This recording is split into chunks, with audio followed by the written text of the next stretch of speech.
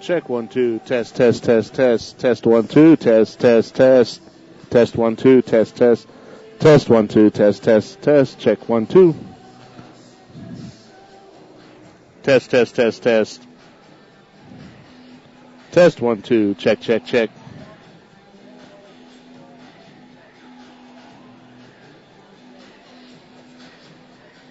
All right, let's see here. Test 1 2 test test test test test. Test 1 2 check mic check 1 2 3 test test. Cool.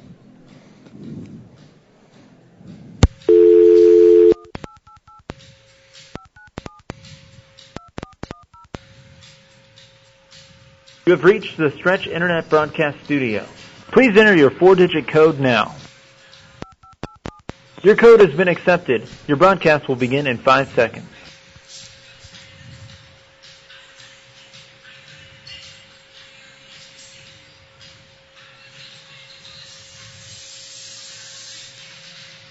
Good Saturday evening, everyone. Welcome to Abilene, Texas, the Taylor County Coliseum as tonight's scene for your matchup between your San Angelo Bandits and the Abilene Bombers.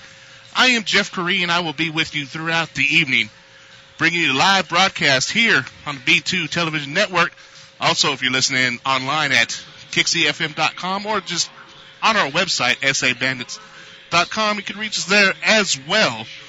The Bandits riding high after last week's first victory of the season, first franchise victory also for the San Angelo Bandits. 1-2 under new head coach Dixie Wooten, actually 1-0. Their overall record is 1-2, and we have some updated standings to give you here a little bit later in the broadcast. Now, earlier this year, the San Angelo Bandits got everything started with a preseason game here in Abilene, where the Bombers came out on the winning end of that one. 61-44 was your final there. But let me tell you, folks, things have changed. It is a whole new ball club now under head coach Dixie Wooten. And I was talking to Dixie before the game. He's loose. He's relaxed. The players are actually loose and relaxed. And that's something that we have not seen in weeks past here in San Angelo. Now, speaking of these conference standings, here's how they stand as of right now. Laredo Rattlesnakes and Amarillo Venom are knotted up with Abilene in first place. 2-1 are all three of those teams' records. San Angelo is in the fourth spot at 1-2, and New Mexico Stars round out the conference 1-3, and that lone win coming about a little over a month ago in San Angelo against the Bandits.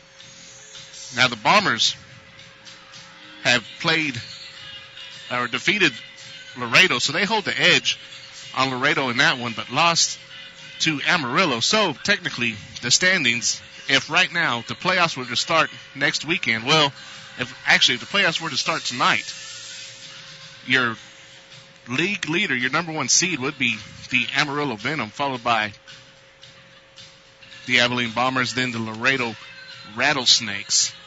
But there's some good news coming out of San Angelo. San Angelo does have the number one defense as of right now in the league.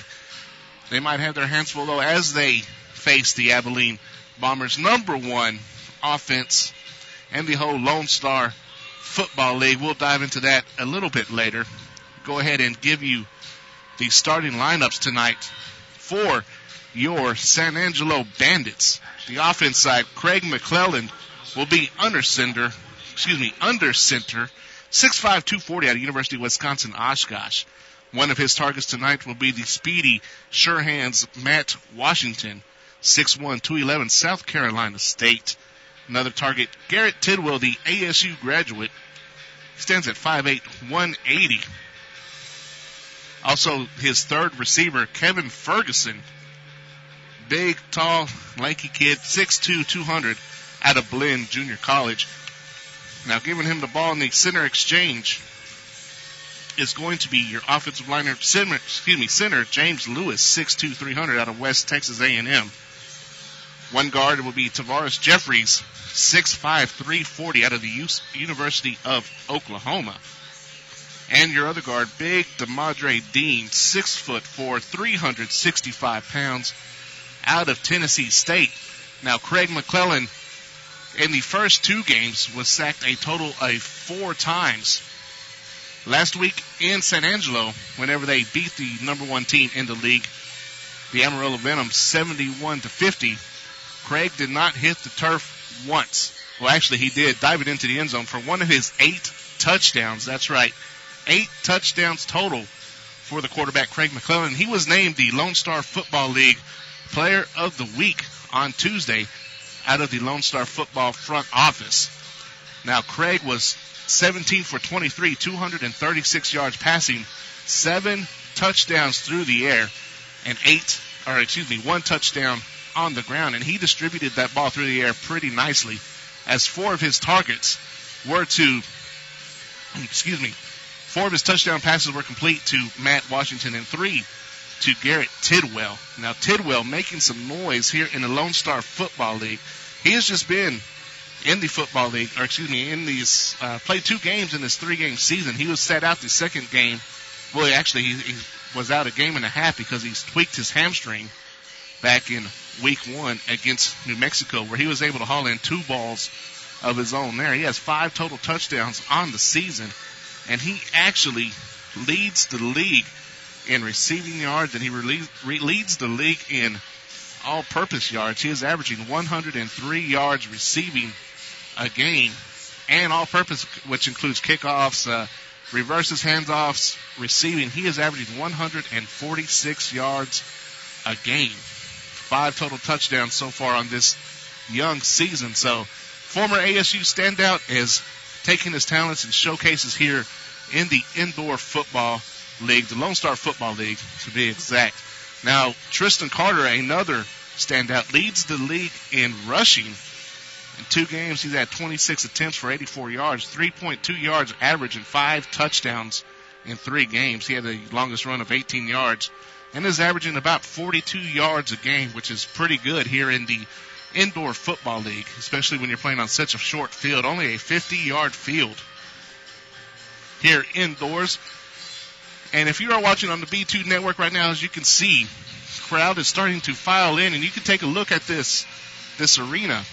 And it is a lot different than that of Foster Communications Coliseum. There is a very, very low ceiling. As you look straight across, my head is almost level with the beam here on the roof of the Taylor County Coliseum. So I talked to Coach Wooten before the game, and this is going to be a huge factor in the kicking game, mainly because, as you remember last week, Shane Hudnall was able to set a LSFL record with a 59-yard field goal that split the uprights. And with that, Shane was also named the Co-Special Teams Player of the Week for the Lone Star Conference. Shane was also earlier this week inducted into the San Angelo Bandits Hall of Fame. So congratulations to Shane, the first ever inductee here in the Hall of Fame with that 59-yard kick. And Coach Wooten was talking about it. What they had planned on that kick was, he told them just to kick it as hard as you can, kick it out of bounds, and that's kind of what a punt is in the indoor league. There's no actual direct snap and punt to what you're used to seeing on TV in the NFL or college football.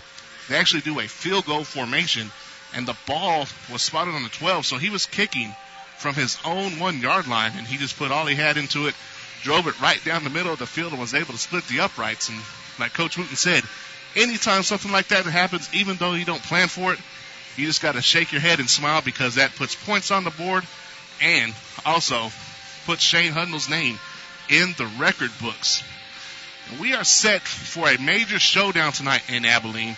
Bombers 2-1, the number 1 offense in the league, as they host your San Angelo Bandits with the number 1 defense in the league. As the Bombers are coming out now, the referees are on the field and getting stretched out and ready to rock and roll.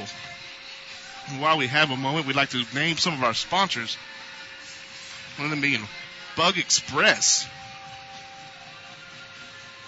Dickey's Barbecue, Dominguez Cabinets, and Elliott Equipment. Now, Elliott Equipment, with over 30 years in the industry, understands your pressure pumping needs. They are a full-service pump fabrication and repair facility for your stocking area.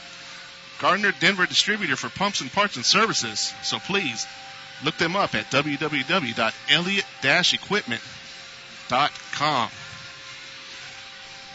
We have about 20 seconds left in the pregame festivities as the players are out on the field for Abilene, stretching things out, getting ready for tonight's contest. The Bandits have yet to come out of their locker room. Now the Bombers will be dressed in all black with white across the shoulders and white helmets. The black decal on the side of their helmet, and the lights have just now went out here in Taylor County Coliseum as we are ready for pregame introductions.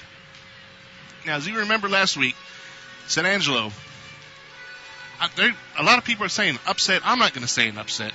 I mean, this team has totally turned around from where it was back in March when they first made their trip over here the first week of March and faced Abilene in a preseason scrimmage match.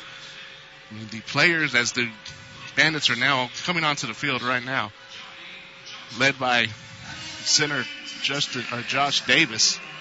Excuse me, the Bandits, you might be able to see him there in the bottom of the screen, jogging around the baseboards of the arena.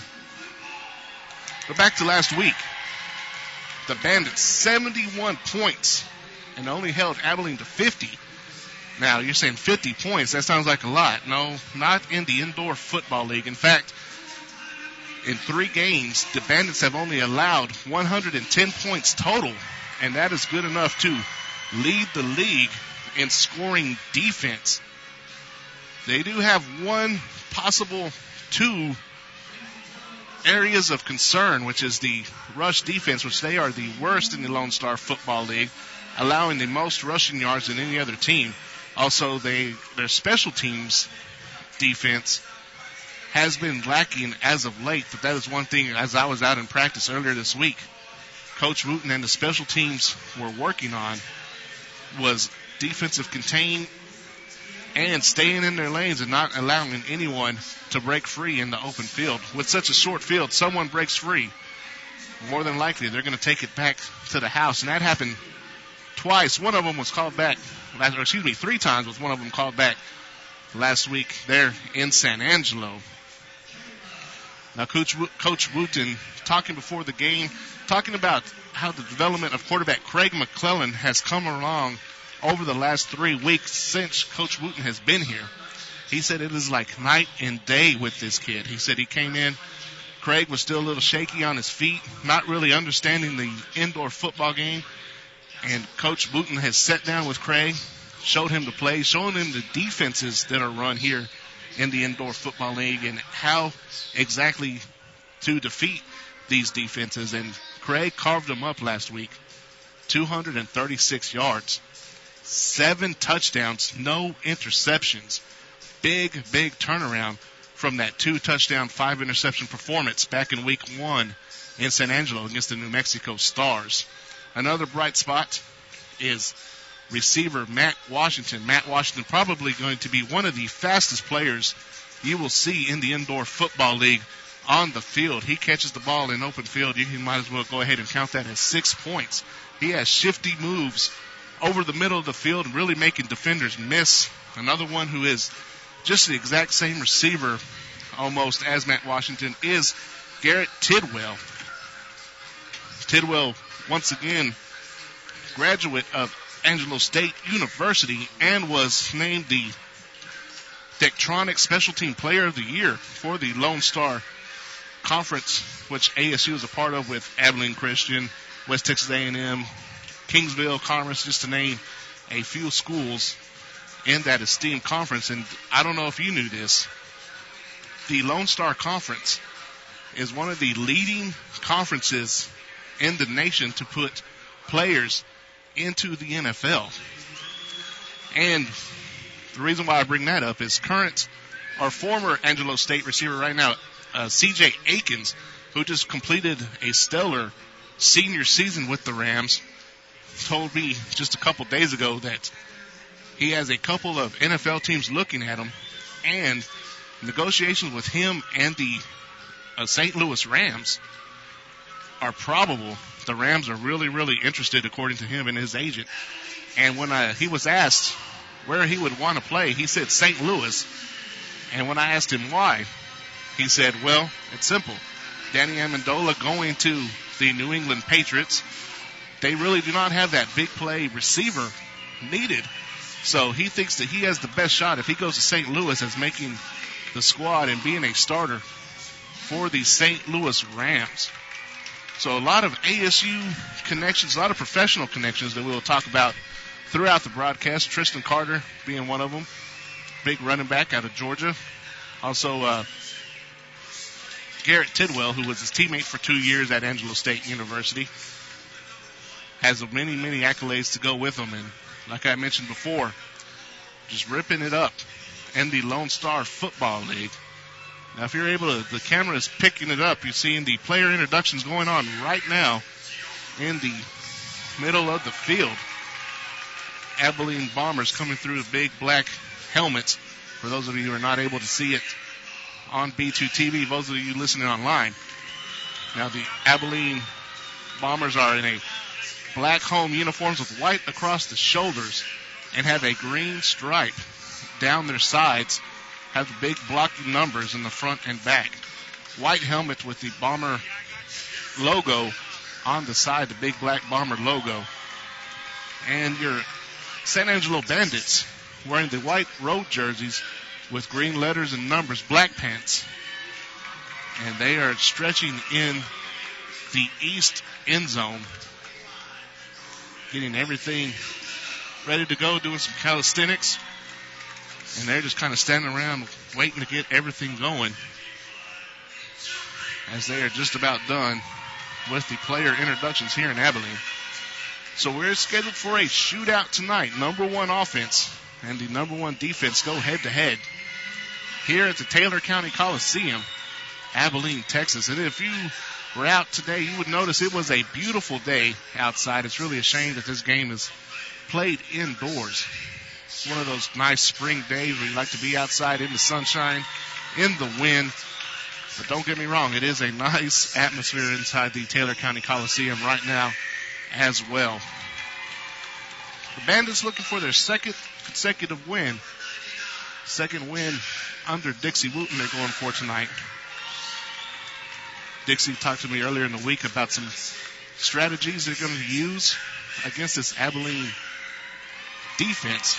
Now, Abilene plays a cloud defense, and what that does is really takes, all you have to do is line up in your regular slot formation, take two of the defenders to one side of the field, and that leaves the backside wide open. So you can release a tight end in the flat or have a crossing route coming back over the backside. And that should leave it open every time. We'll see how much of that Coach Wooten utilizes tonight against the Bombers. And we have a little guy on the field during the introductions coming out. Looks like a player's son. He's about 2 foot tall. Yep, runs and jumps into the arms of his daddy. Pretty cool to see that there. Now the Bombers are gathering at midfield. And once again, in case you have forgotten, or if this is your first broadcast, indoor football is a 50-yard field. So your midfield line is the 25-yard line. This is a predominantly passing league. Quarterbacks and receivers dominate this game. As I said, Tristan Carter, averaging 42 yards a game on the ground, leads the league in rushing. Might not sound a lot to you, but trust me, folks, that is a big deal in indoor football. And they are calling for the national anthem. I'm going to turn up the mic a little bit, let you guys hear this. I'm going to pause just real quick for the national anthem. Before we pray tonight, if you would join San Angelo Bandits and the Abilene Bombers in a moment of silence for our friends in Boston and in West Texas.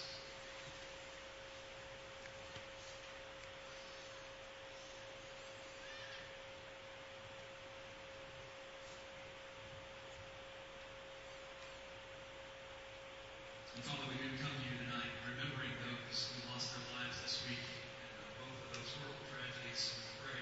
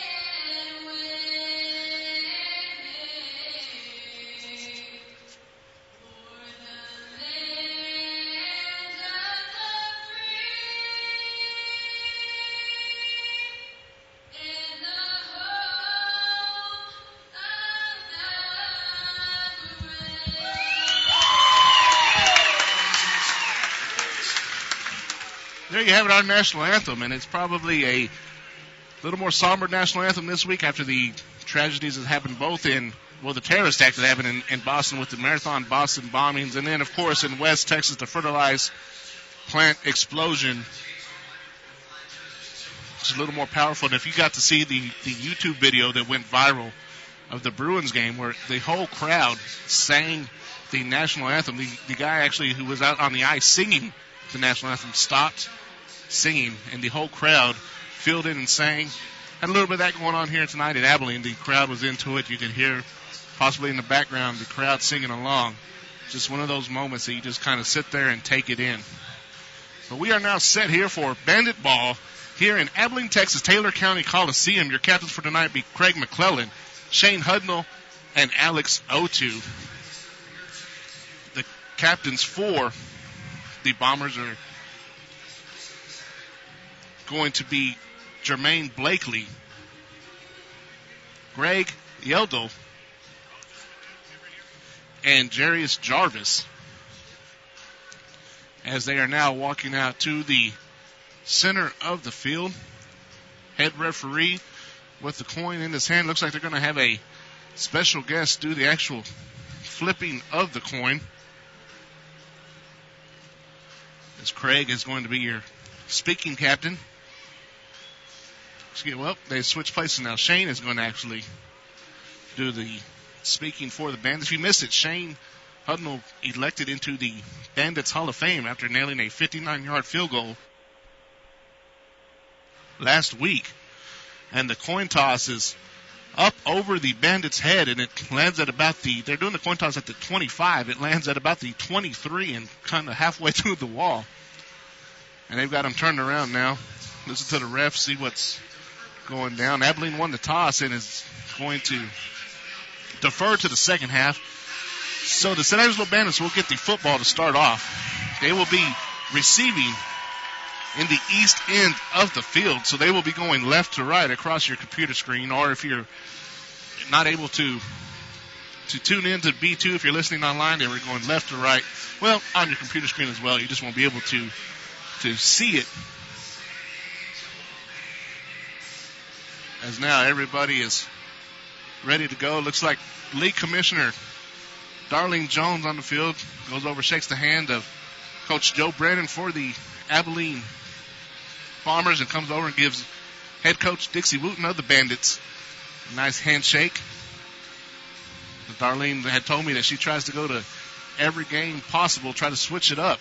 She was in San Angelo last week, and she made the short drive to Abilene this week. About an hour and a half it took us to get here.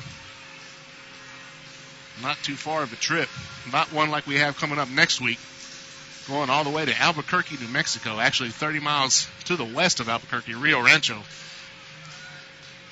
But first, let's get through this week as the Bombers are teeing it up. And teeing it up for the Bombers, Felipe Martinez, 6'1", 172. So here we go. Back deep is going to be Garrett Tidwell and Tommy White to receive for the Bandits. Ball is teed up. It is a line drive kick, and it is fielded at the 20. Actually went through the legs of the Bomber upman, which was Rodney Anthony, at the 25. Rolled down to about the 23-yard lines before Anthony jumped on it. So here we go. 1st and 10 for the Bandits from the 23-yard line. The offense comes out. Craig McClellan, fresh off of that Player of the Week nomination, or actually award after last week. 17 for 23, 236 yards, 7 touchdowns through the air, 1 touchdown on the ground, as he gets the call from head coach Dixie Wooten. See if they come out in that slot formation that we talked about earlier on in the broadcast.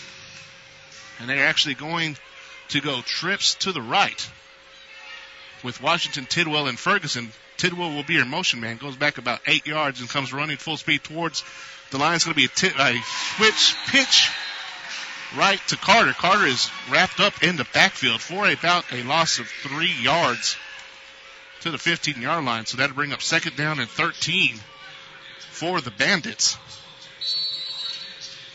Brought down by number 6 on the play for the Bombers, which is Christian Torres. The Bandits now breaking the huddle. Going to go trips left now with Ferguson up top, Tidwell in the middle, and Wash will be your receiver. Ferguson is the motion man. Snap. McClellan has some time. He is sacked.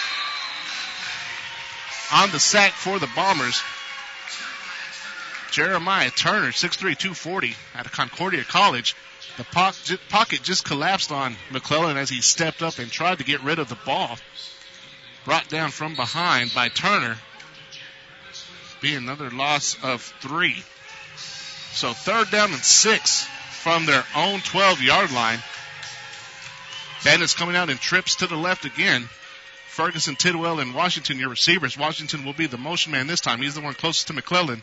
Here's the snap. McClellan looking downfield, fires. He has Washington wide open, right through his hands, a little high, but once again through the hands of Washington as he jumps up to get it.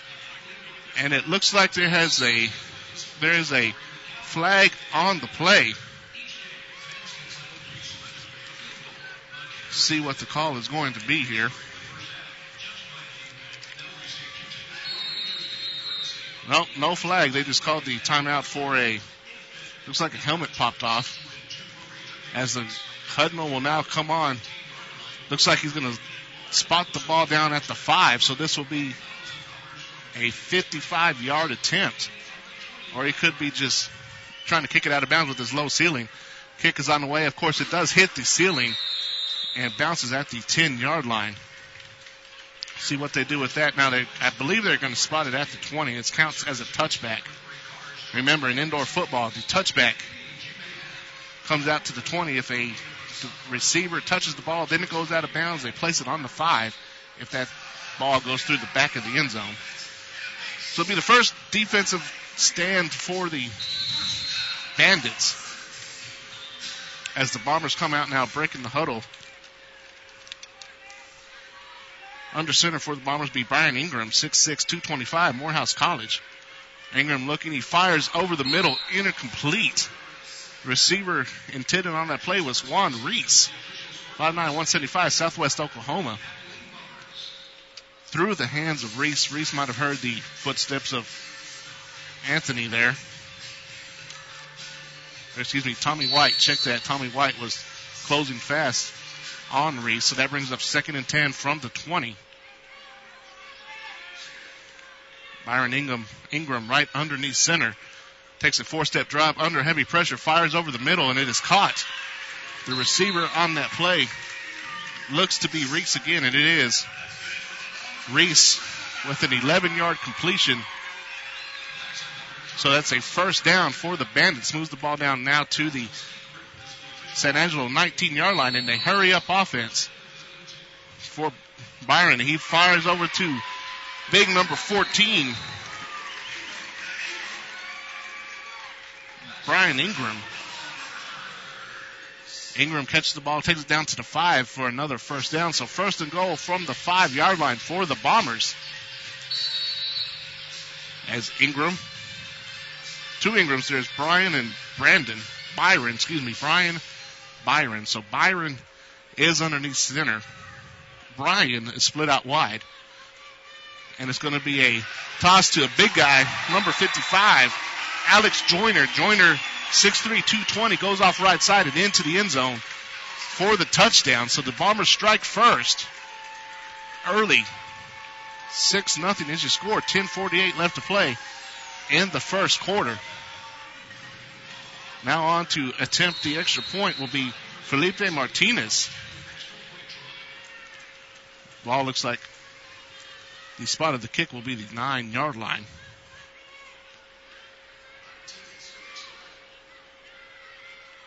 The snap, the hold is down, the kick is up, and it splits the upright. So early on, 10:29 left to play in the first quarter.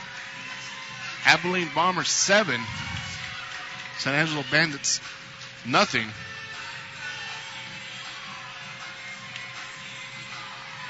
The Bombers really moved quickly down the field. They ran some no-huddle a couple plays down there. The Ingram brothers, Byron and Brian, hooking up once for a 1st down, and then, of course, the toss sweep to the right. big Jermaine Blakely was the big man who took the ball into the end zone on the toss sweep for the touchdown. So now Torres will tee the ball up on the goal line for the Bombers. Back deep for the Bandits will be Tommy White and Garrett Tidwell once again. As the ref blows the ball ready for play. And Tidwell and White stand back at about the 2-yard line, as they are expecting probably another line drive kick. Your up men are Alex Otu. And this ball is a line drive kicked right at the up man, Rodney Anthony, through his hands, bounces around down to the 15-yard line before Tommy White is able to jump on the ball. So the Bandits will take over 1st and 10 from the 16-yard line. Coach Wooten talking with McClellan, walking down the sideline on the way to the huddle. McClellan now has the play and trots out to give it to the rest of the Bandits. Bandits break the huddle coming up to the line of scrimmage. So you have 3 down linemen. You have a center and 2 guards. They come out in the slot formation. Ferguson down low, Washington up high, and then Garrett Tidwell in the slot will be your motion man. Tidwell in motion. A snap, quick pass over to Washington, complete at about the 20-yard line. So it looks like going to be a gain of 4. Well, they're going to mark it at the 19. Gain of 3 on the play. So that'll bring up 2nd down and 7 from their own 19-yard line. First completion on the evening for McClellan.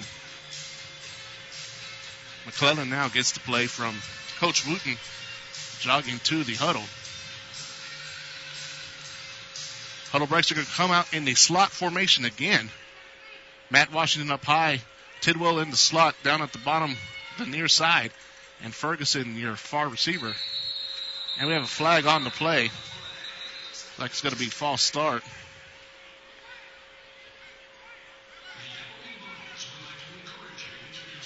Let the referees sort it out. Dead ball, false start.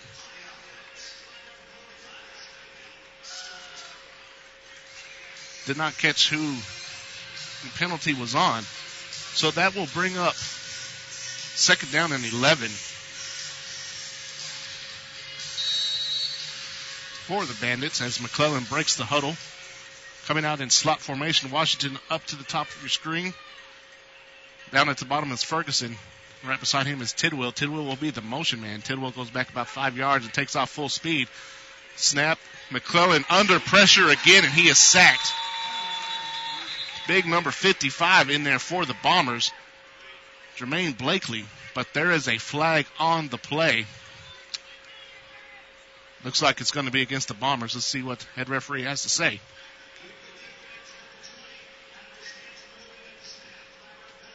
It's going to be a legal defense called on the Bombers. Greg Yeldel is the culprit. He was out of his stance before the snap of the ball. Remember, in indoor football, down linemen have to remain in their stance until the ball is snapped. He jumped a little early, so that is false start on the defense. I know it's weird, but trust me, it is a rule in the indoor football league. So here we go. Automatic 1st down for the Bandits, and it's going to be a false start. Big number 92, DeMadre Dean, moved early, so this drive not going the Bandits' way in the penalty department. 2nd penalty of the drive. This one moves them back 5. So 1st down and 15 to go from the 15-yard line. Have to get to the Bombers' 20 for the 1st down. Break the huddle in the slot formation. Washington up top. Tidwell the motion, and Ferguson down low. Tidwell goes in motion. It's going to be another flag. It's going to be a false start on the Bombers as Tristan Carter gets the handoff up the middle. Looks like Carter is good for a gain of 8 on the play. So we probably dismiss the penalty and take the yardage. Sort it out. Looked like big number 41 jumped off for the Bombers. as now the head official comes over to Coach Wooten and explaining how things will work out if he takes the penalty or takes the run. Here's the call.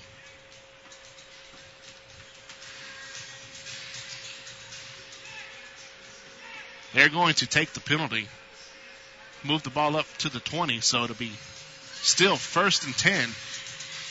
So here we go for the third time this drive. 1st and 10 from the 20. 2 penalties against Abilene, 2 penalties against, well, I guess 4th penalty of the drive. 4th time from the 20. 2 penalties against the offense, the Bandits, 2 penalties against the Bombers. So we are where we were 2.5 minutes ago. 1st and 10 from the 20. Slot formation. And another false start. Looks like Tidwell may have moved early. 5th penalty of the drive. False start on Tidwell. Moves it back to the 15. So for the 3rd time now, 1st and 15 from the 15.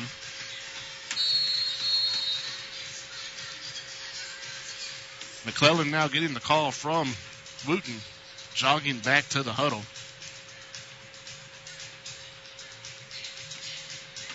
Huddle breaks.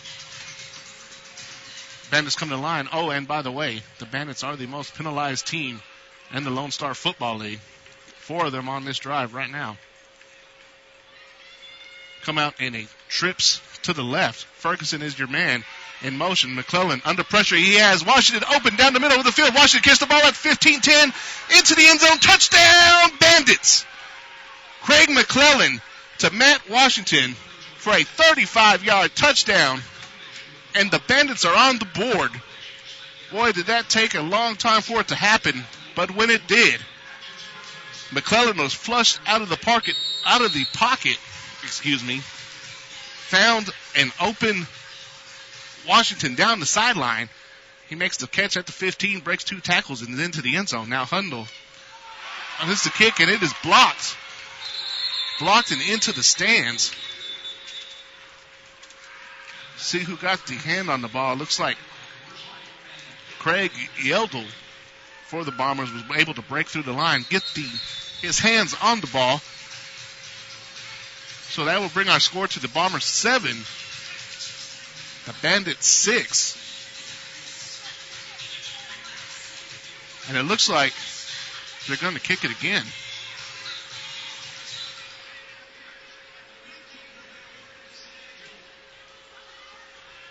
I did not hear exactly what the call was on the field, as the referee's mic was a little distorted, but nonetheless, we have another attempt at the extra point. So Hudnall gets another shot.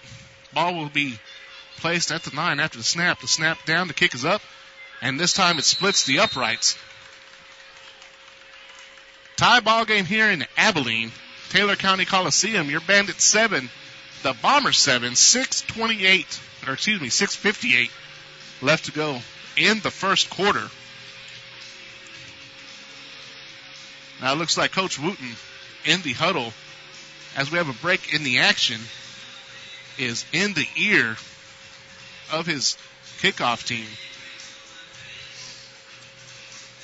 4 penalties against your offense on that drive, and you cannot be a happy man with that.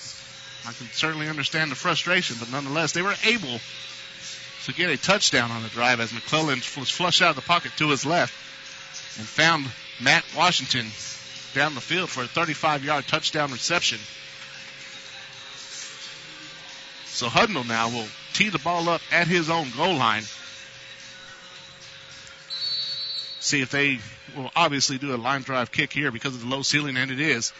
Right through the middle, and it is bobbled by the Bombers, but is finally picked up by number 2, who is explosive runner, Juan Reese.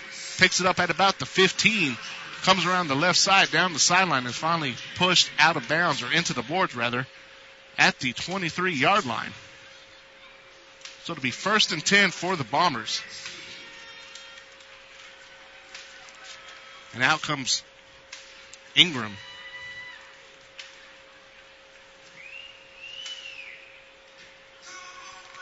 Byron Ingram, 6'5", 245. Morehouse College, 6'6", 225 out of Morehouse College. Big, tall, lanky quarterback.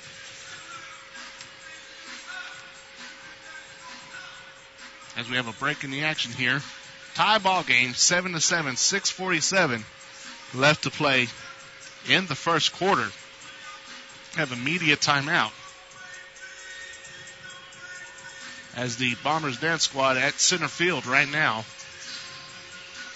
Getting some old school 90s music going. The dance routine. Now, we were talking earlier about the league. You have 3 teams out of the 5-team league at 2-1. Then you have San Angelo in 4th at 1-2. And New Mexico in the cellar at 1-3. So a win here by the Bandits and the loss by the Bombers. It's a whole new ball game. You have 2 teams then tied for second, and Amarillo would stand alone if they were able to pull off the win tonight against Laredo. Or excuse me, New Mexico rather. Laredo is the team off this evening in the Lone Star Football Conference. As play is ready to resume, the offense for the Bombers back on the field. 1st and 10 from the 22-yard line.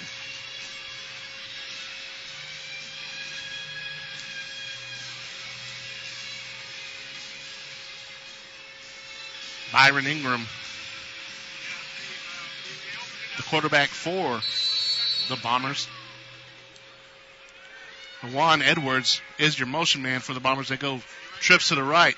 Ingram over the middle has a man wide open in the end zone. That is Juan Reese. Touchdown Bombers. There is a flag on the play. And it's going to be holding against the Bombers, so call everything back. I think Benny Shepard was held. Let's see if they gave a number on the holding. So negate the touchdown, mark off 5, and we'll do it again. 10-yard holding penalty, so that brings up 1st and 20, all the way back to the 12-yard line for the Bombers. And Juan Reese looked like a post route and was wide open over the middle of the field. So this time, the motion man for the Bombers is going to be number 14, Brian Ingram, as they go trips right. Ingram is the target. Ball is caught at the 22-yard line. Moves up to about the 25. And Alex Otu of the Bandits on the tackle. And he is down on the ground, grabbing his ankle in obvious pain. Now rolling over. He gets up. Going to see if he can put some pressure on it. Otu has the bright orange shoes on tonight. And he is going to limp off the field. So that'll bring Shane Hudnall back into the ball game. Otu now trying to put as much pressure on it as he can. Kind of skipping off the field. Second down and 7 rather, from the 25-yard line. Ball at midfield for the Bombers. Ingram now under center. Slot formation. Juan Reese is your motion man. He'll fake the pitch out and toss it over to number 3, Lawan Edwards. Edwards is wrapped up immediately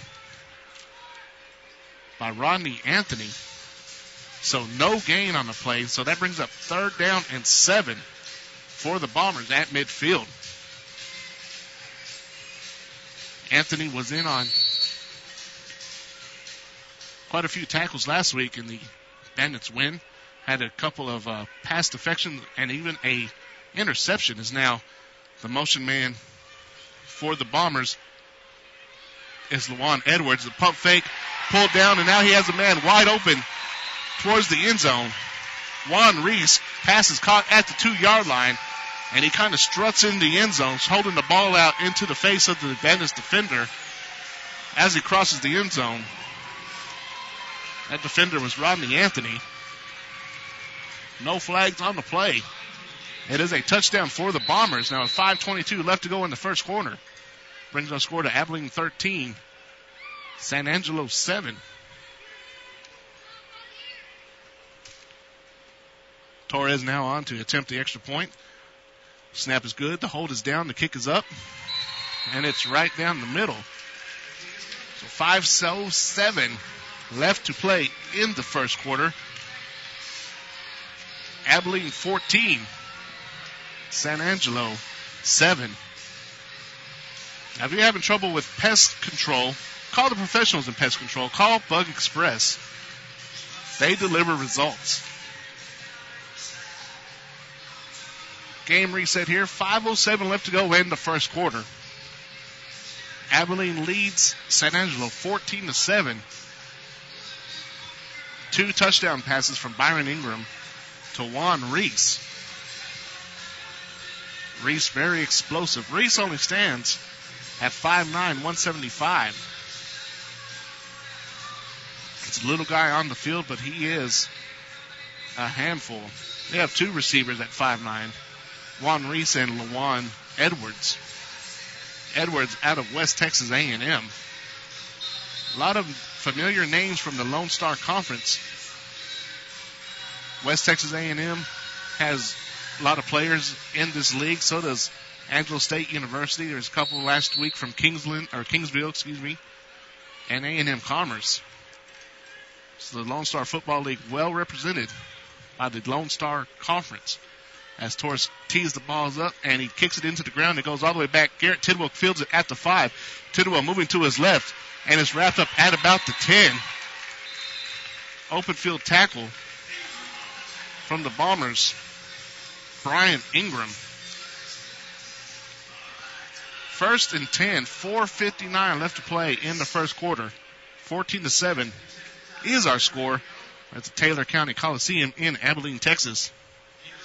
Ingram's 5 of 6 for 62 yards right now. Abilene quarterback Byron Ingram, 5 for 6 for 62 yards, including 2 touchdown passes. And Craig McClellan, 2 for 3 for 38 yards and 1 touchdown. So, like we said, all night long coming into the game, going to be a shootout tonight in Abilene, as they have the old bottle race going on down now on the field. Young man trying to carry as many empty water bottles as possible. Drop them at about the 15-yard line, and they just went everywhere. Back to action now. 1st and 10 from the 10 for the Bandits. Break the huddle in the slot formation. Matt Washington up top. Garrett Tidwell will be your slot receiver. Sean Ferguson down low. As Tidwell is your motion man, goes all the way back to the 1-yard line. Now has a full head of steam as he crosses the line. Quick turnaround, quick hitch, to Tidwell. Caught at the 15-yard line. That'll bring up second down and 5. Ball on the 15. Both quarterbacks only missing on 1 attempt so far. McClellan now 3 of 4. 38 yards and a touchdown. Breaking the huddle now. Ferguson will move up top, and so will Tidwell in the slot. And Washington will be here on the near sideline. Tidwell all the way back to the 5 in motion. And it's going to be a toss to Carter. Carter around the left side. He's at the 20, 25. He breaks free. Oh, he's pulled by his hair. Carter has those long dreads and is drugged down by Brian Ingram by his hair. And Matt Washington coming in and getting between Carter and Ingram as they are exchanging shoves. First down by Carter. Gain of 15 on the toss sweep. So 1st and 10 from the 20 as the clock is now restarted once again. The clock never stops in indoor football. It'll stop at the media timeout, which is at 9-4 in the first quarter, 9-1 in the second quarter, then 9-4 in the third, and 9-1 in the fourth quarter. And, of course, they stop after the touchdown but run during the extra point, unless the extra point occurs after the 1 minute mark. And we have an Angelo Bell Bonds timeout. That is the first one of the half for the Bandits.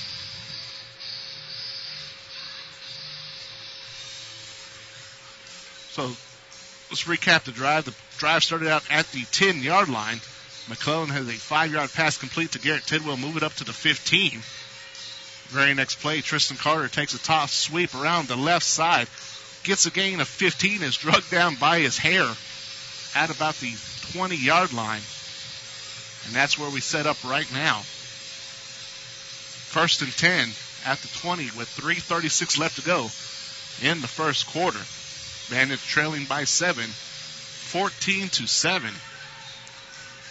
And they come out of the timeout going straight to the line of scrimmage. Going to be in the slot formation once again. Ferguson up top and Tidwell will be your slot receiver. Down low will be Matt Washington. Referee now blows the whistle for play. Tidwell coming in motion, coming down to the bottom of the field. It's going to be a flag on the play. He's throwing to the end zone. Tidwell goes up against the wall, does not catch it. But let's see what the flag is. Head linesman talking about a forearm. I think Tidwell might have received a forearm to the chest off the line of scrimmage, and the Bandits are all pointing towards the Bombers. Let's hear the call. They're calling an offsides. Player lined up in the neutral zone, so that'll bring up 1st and 5 from the 15-yard line for the Bandits.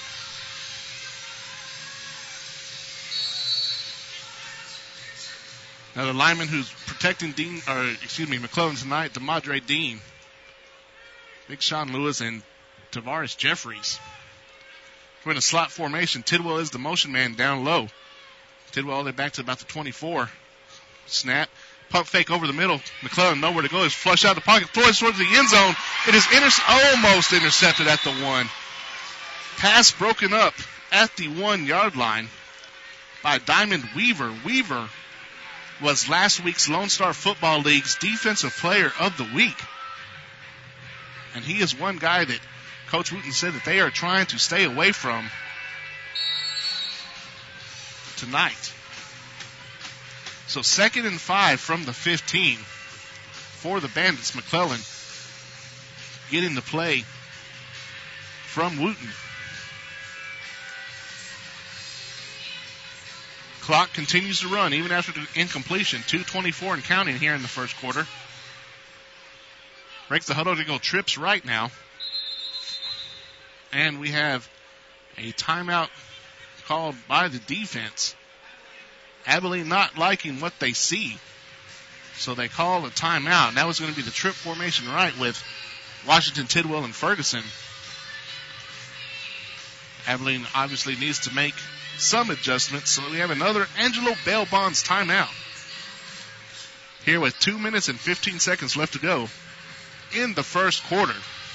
Coming to you live from Taylor County Coliseum, Abilene, Texas. The side of tonight's matchup. Jeff Korean, I will be here with you throughout the night, bringing you San Angelo Bandits football. I'd like to welcome you watching on the B2 network, and also those of you listening online at KixieFM.com or on our website, sabandits.com. The Bandits break the huddle now out of the timeout. They're going to go trips to the right. Ferguson to the near side, Tidwell in the middle, and Washington up top closest to McClellan. Washington now your motion man.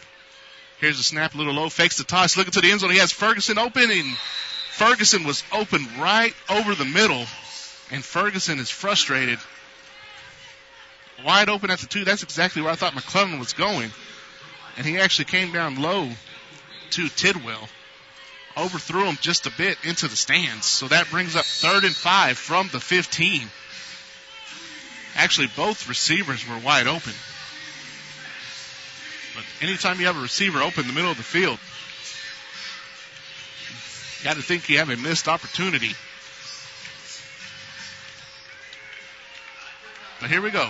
7 seconds left on the play clock. Bandits still in the huddle, and they're going to have to call a timeout. This is their second timeout of the half.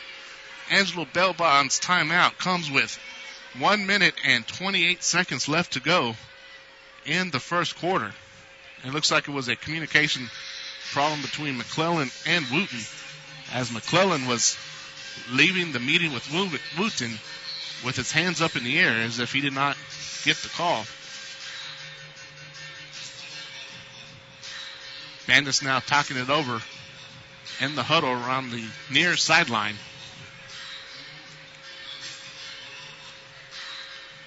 Third and 5 from the 15-yard line. Bandits football as they break the timeout. Going to be trips right. Slot. Slot right. Tidwell is your slot man. Ferguson here on your near side, and on the far side is Washington. Ferguson, the motion man. The snap now from McClellan, looking towards Ferguson. Fires over the middle, has Washington at about the 8. Caught at the 8. Washington carrying 2 defenders inside the 5-yard line. Now Washington gets shoved to the face by Abilene defender Byron Ingram. Christian Torres was the defender who finally takes Washington out of into the boards. So it'll be first and goal from the 3. Looks like they're going to go big formation coming into the game. Joshua Davis. And he will be in the backfield, lined up in that fullback position. Tristan Carter will be your slot man. He will go into motion, slot right. It's going to be a toss sweep to the left. Carter cuts it upfield at the 3, at the 2. He reaches for the end zone. They are going to mark him down at the 1. Carter was wrapped up at the 2. Lunged for the end zone with the ball in his hands. There is a flag on the play.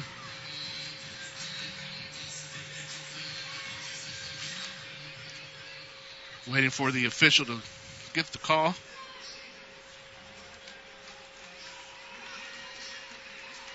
Called an illegal receiver on the running back, so that was Josh Davis. The running back who is lined up in the backfield cannot be in motion when the ball is snapped, and Coach Wooten is coming over to the head official, wants an explanation. And now big Josh Davis will trot back to the sideline. Garrett Tidwell coming back in, so we have the original offense out on the field now. First and goal from the 8-yard line. Bandits breaking the huddle with 10 seconds left on the play clock. Slot left. Tidwell, the slot man. He will go into motion. 4, 3. Gets the snap off. Toss left to Tristan Carter. Carter around the left side. He is brought down at the 5-yard line. Banged into the boards. And that will do it for the first quarter. So here at the end of the first quarter, Abilene Bombers 14. San Angelo Bandits 7. You're listening to San Angelo Bandit football right here on KixieFM.com. The refs will make the walk to the other end of the field. So will the teams, the Bandits and the Bombers. It's going to be third down and goal once the quarter regains, or the second quarter gets started, actually.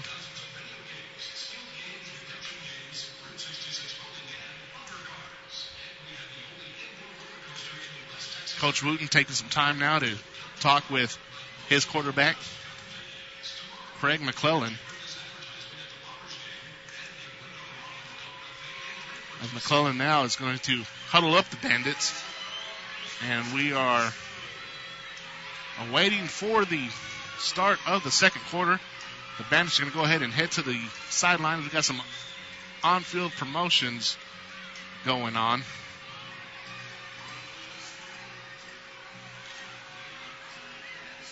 I have to go ahead and take this time to thank one of our sponsors, Blair's Western Wear. Blair's Western Wear, your Western store, and a whole lot more. Visit Blair's Western Wear on Sherwood Way.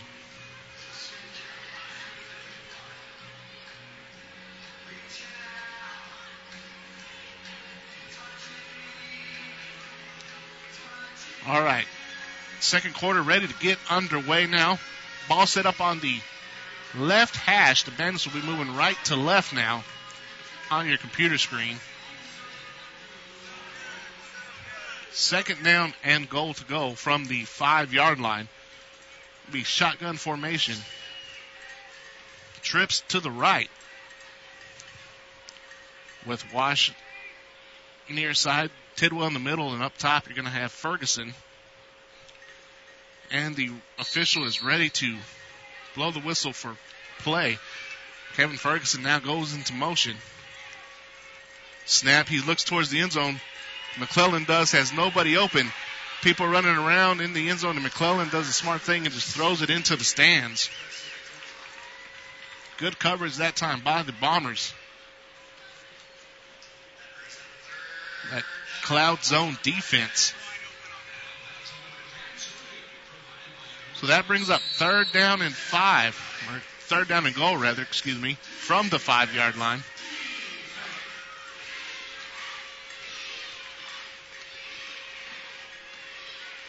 Come out to Tripp's right. Ferguson is your motion man. McClellan with the snap steps up into the pocket, running around looking for somewhere to throw, and he's going to be brought down at the 14-yard line. Sacked for the third time tonight.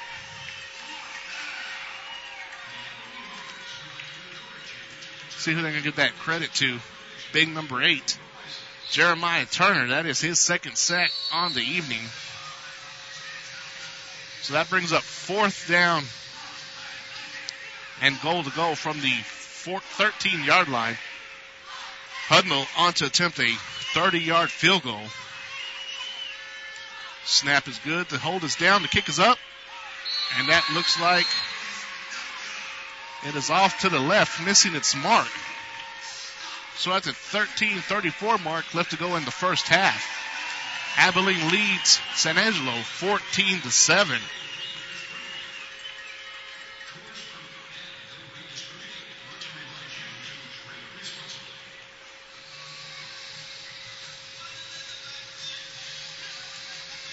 So Byron Ingram and the Bombers will take over at the 5-yard line. Now that's one thing here in the Indoor Football League. No matter where the ball is kicked from, if the field goal is missed and goes out the back of the end zone, the ball is placed on the 5-yard line.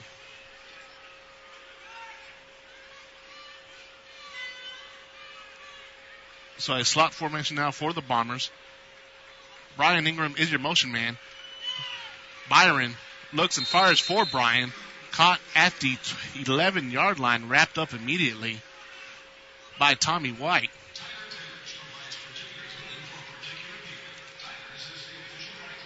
Tommy White and Alex Otu on the tackle. So that brings up 2nd and 3 after a gain of 7.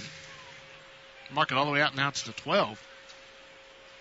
As Byron looking to throw has a man at the other end of the end zone. Big fly route, big pass, almost hits the roof here, Taylor County Coliseum, off the upright and the goalpost in the west end zone.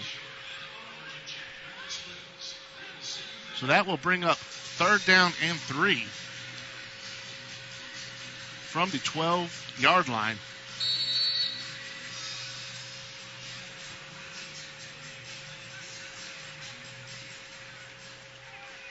Bombers breaking the huddle, coming in slot formation. Motion man is going to be Lawan Edwards as the ball is thrown over the middle and completed to Juan Reese. Good enough for a gain of 6. So first down for the Bombers.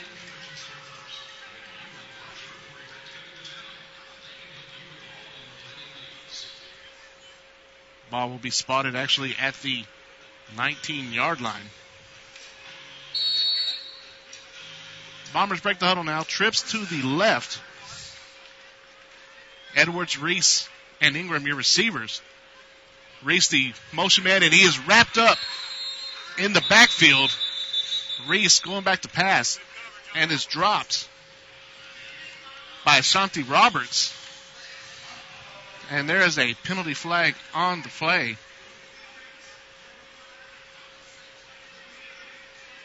And they're going to call it illegal defense on the Bandits. Rodney Anthony was lined up outside the tackle box. And if you're a MAC back, you have to be within the tackle box of the offense. And you cannot move. You can go in as far back as you want, but you cannot go outside of the tackle box until the ball crosses the line of scrimmage. So they mark it off. It'll be a 1st and 10 from the 24. Edwards, your motion man. It looks like it's going to be a false start. Reese was your motion man. Lawan Edwards was your near side receiver, and he took off a little too early. So that'll bring up 1st and 15 from the 19.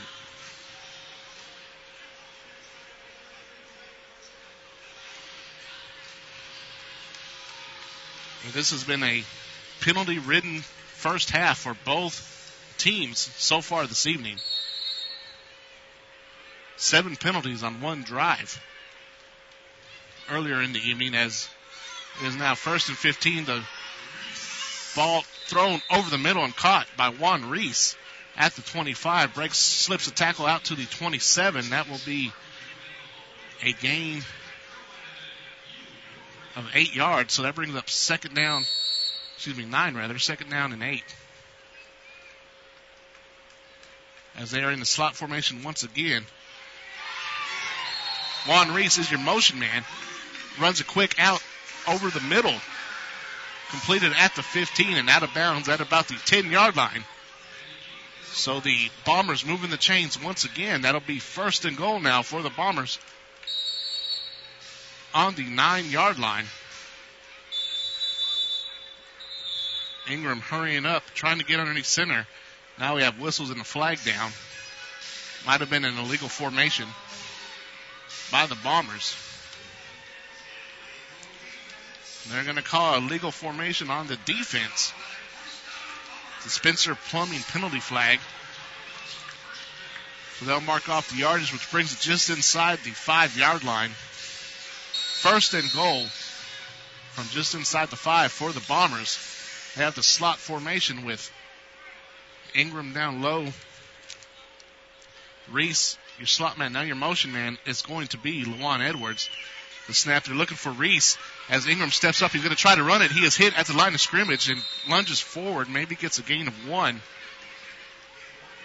That'll bring up 2nd down and goal.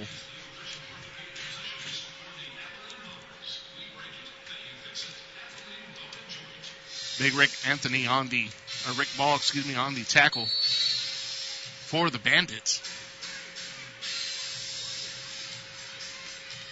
2nd goal from the 4-yard line. Ingram in the shotgun formation. They're going big, and Ingram's going to keep it around the left side. He is down towards the goal line, and they're going to say he got in. Touchdown, Bombers. So with 9:18 left to play in the 2nd quarter, that will bring your score to the Abilene Bombers 20, the San Angelo Bandits 7.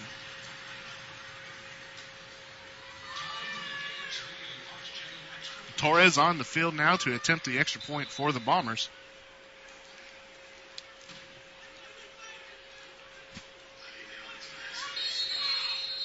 Referee blowing the ball ready for play.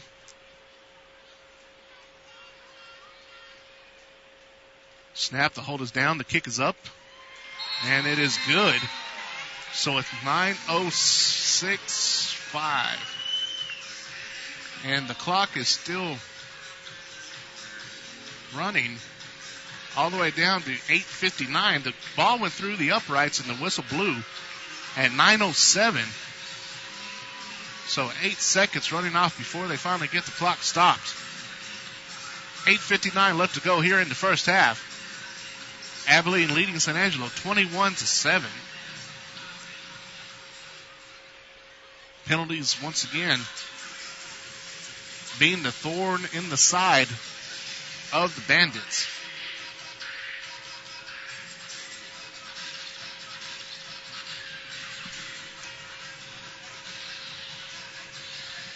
Now, Coach Wooten meeting with his defense out here on the sideline, which most of them will be the return team.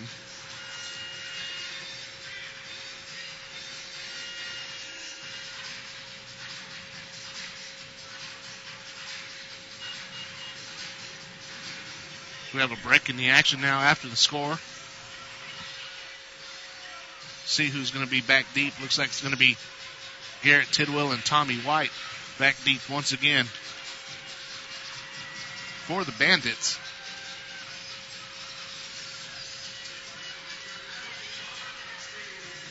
Now, you won't see a deep kickoff here in the Taylor County Coliseum. The reason being the low ceilings here. So every kick that has occurred from Torres and the Bombers has been a line drive, usually right at the upbacks. And the upbacks this evening for the Bandits is Rodney Anthony, who they've kicked to 3 times already, and Alex Otu. They stand at about the 20-yard line. To see if Torres targets Anthony again. He's going to kick it this time at Otu, off the hands of Otu and into the hands of Tommy White. Picking up at the 10. White breaks the tackle at the 17, at the 20, 25, 20, 15, 10, 5. Touchdown, Bandits. Oh, we have some dirty laundry on the field at around the 1-yard line, so that only means it could be against the Bombers. So this means the touchdown will probably stand for the Bandits as the special teams coming on the field, and it is offsides against the Bombers. That penalty will be declined. So the touchdown is good. Tommy White, 35-yard kickoff return for a touchdown to cut the deficit to 8, pending the extra point. As Hudnall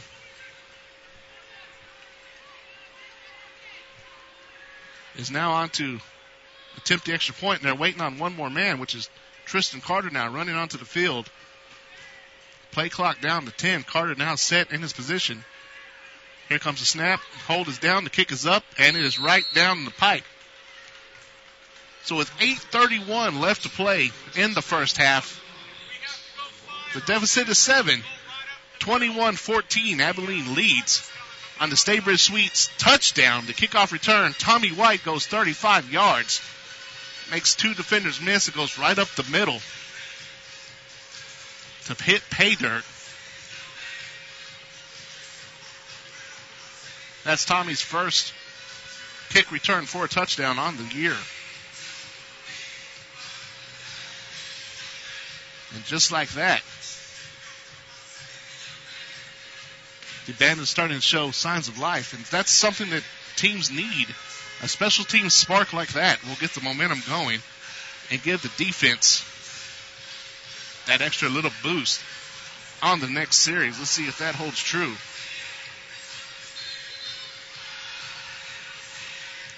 As Hudnall now tees the ball up on his own goal line.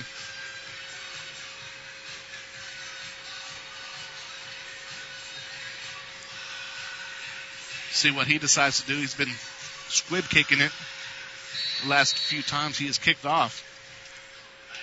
He'll do the same thing again down the middle of the field. It's going to be fielded at about the 12-yard line by the Bombers. And he is making people miss. He now reverses field at the 25 and going to go down the left sideline. Jeremiah Turner finally wrapped up by Benny Shepard at the 20. I'm going to say the 22. Now he got up to the 22. He's on the right side of the field. He reversed his field, went all the way back to the 24 of the Bandits, and was tackled at the 21. And they're going to actually spot it now at the 23.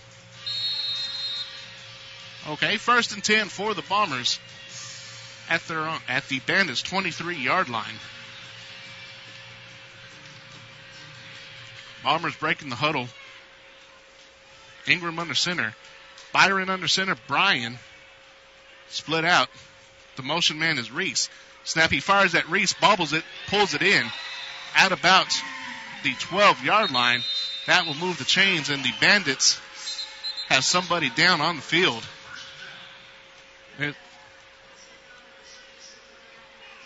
That is Alex Otu, and there's a dead ball personal foul. It's going to be against the Bombers.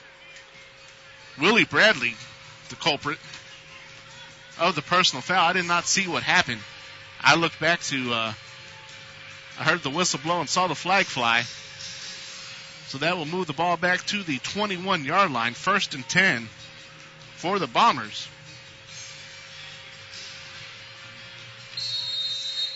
So the Bombers break the huddle now. Ingram under center.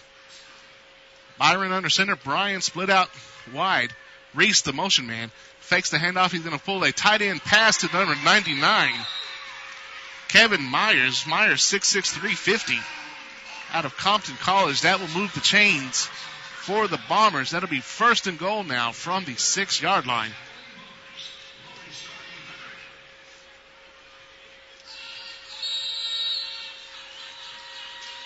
Ingram now getting the call from his head coach, Joe Brandon.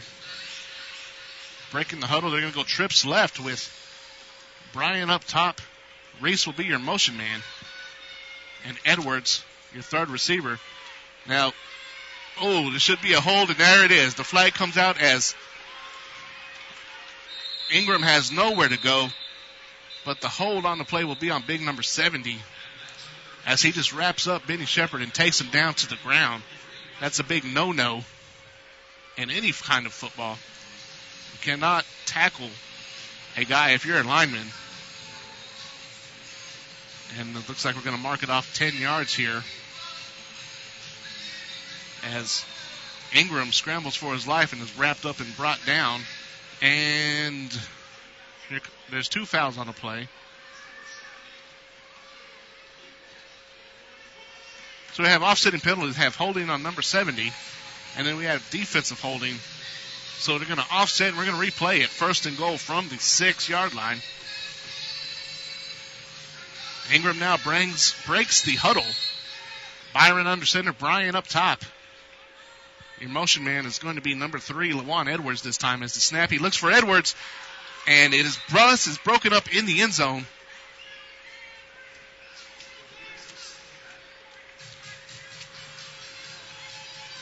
Rick Ball gets his hand in there between the ball and the receiver. So that brings up 2nd down and goal from the 6-yard line.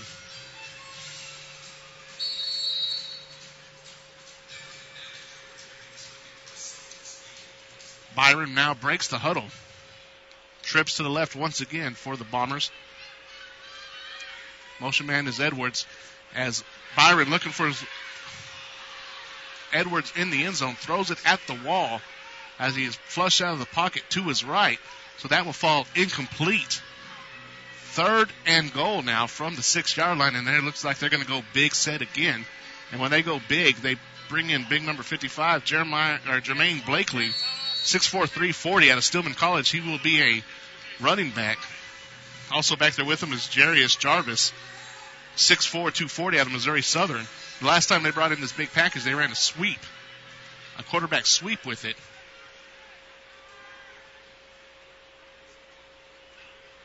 So now they have 3 big guys in the backfield now. And Coach Brandon's going to take a timeout. He wants to talk about it as they have 2 number 55s. Well, must be a number 56 because there's not 2 55s on the roster. I know you can do that in like the NFL and college football, have 2 players with the same number, but only 18 dressing out on both teams. There's a big guy with the bunched up numbers. So that's be number 55, Jermaine Blakely. Number 56, Alex Joyner. In the backfield with Jarius Jarvis. And Bryan Ingram, the receiver who will be split out to the right for the Bombers. So big package here for the Bombers. 3rd and goal from the 6-yard line. The Angelo Bail Bonds timeout.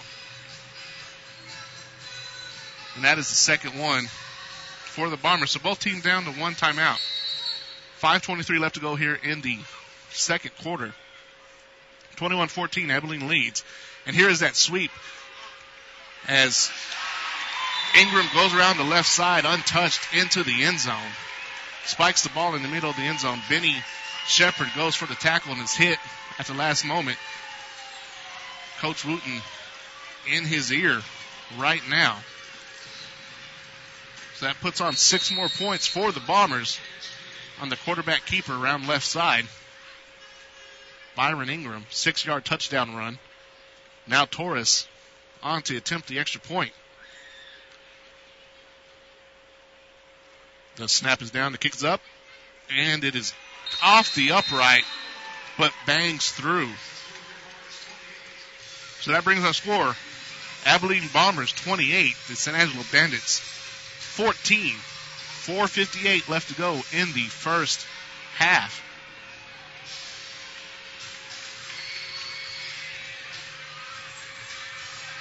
The Bandits have been unable to slow down this Bomber offense as of yet. Once again, the Bombers have the number 1 offense in the league, has the number 1 passer in the league. Craig McClellan is the number 2 passer overall in the Lone Star Football League. As Torres trots down to the west end of the arena to tee the ball up on his own goal line. Now, it's been a while since the Bandits offense has been on the field. The Bombers have put together 2 long offensive drives, resulting in touchdowns. And in between those 2 touchdowns, Tommy White was able to return a kickoff 35 yards for the score. So let's see, Torres has been picking on Anthony and Ball, or it was O2, excuse me, O2 is out. And here it is a ball drilled deep into the turf, and it is fielded by Rodney Anthony at the 24. Pounds it up the middle, inside the 20, down to the 17-yard line. So it'll be 1st and 10 for the Bandits at the 17.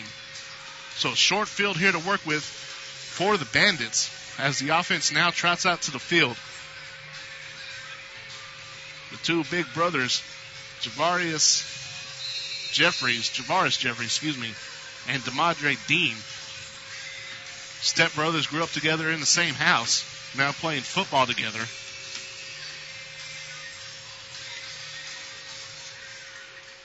Jeffrey spending last year at University of Oklahoma. As the Bandits break the huddle, come out in slot formation. Ferguson will be your motion man. They pitch the ball to Tristan Carter. Carter around left side, and he is going to be wrapped up behind the line. Loss of 3 yards on the play. Bring up 2nd down and 13.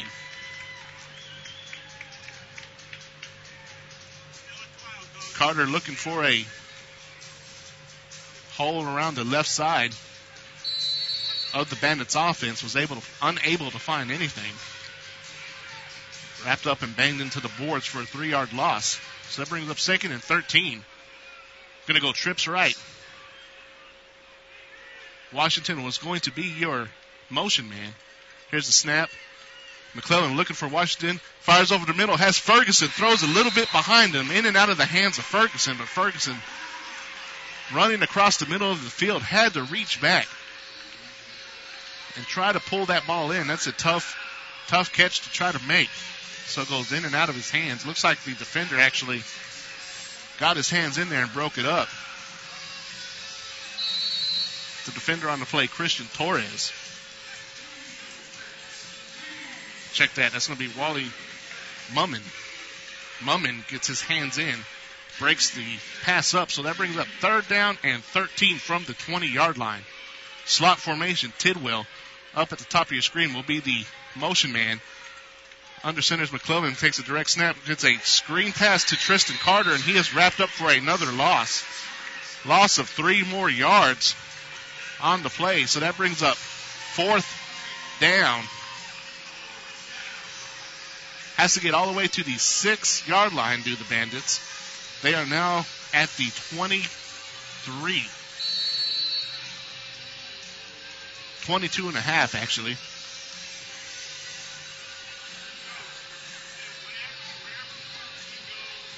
So Hundle is now on to attempt the 39-yard kick.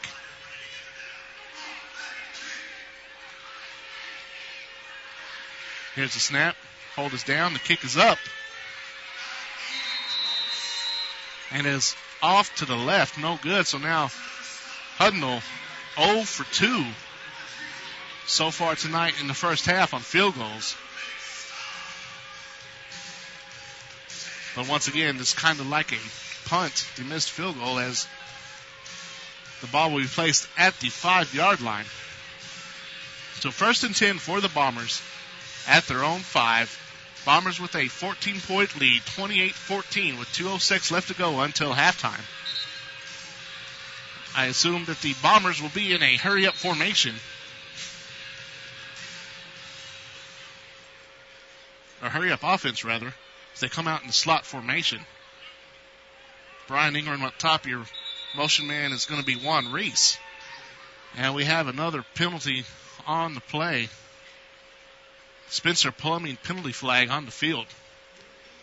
Another illegal defense call against the Bandits. That is the 3rd one of this first half. So they will mark off 5 and an automatic first down. So 1st and 10. Well, they're going to move the chains back. Didn't think it was an automatic first down. Didn't think they'd move the chains. So 1st and 5 from the 10-yard line.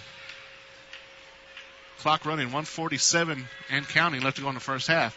Motion man is Reese again. Ingram back to pass. Has Reese wide open down the middle of the field. Touchdown Bombers. Just like that. 1-play drive. 40-yard pass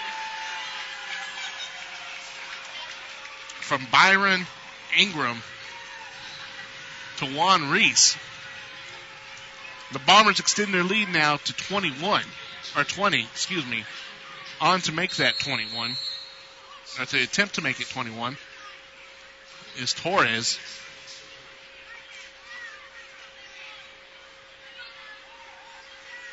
Snap is good. The hold is down. The kick is up. And that is good as well. And we have another penalty on the play.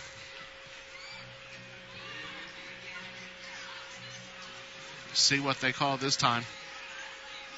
Offsides against the Bandits. The penalty is declined. So the extra point is good. So that brings our score Abilene 35, San Angelo 14. 1:24 left until halftime. Now 21 points may sound like a lot to you at home. Must tell you, in the Indoor Football League, it is not. As we've seen earlier in the game, kickoff return by Tommy White for 35 yards. Cut the deficit for 7. With about 6 minutes left to go in the second quarter. And since then,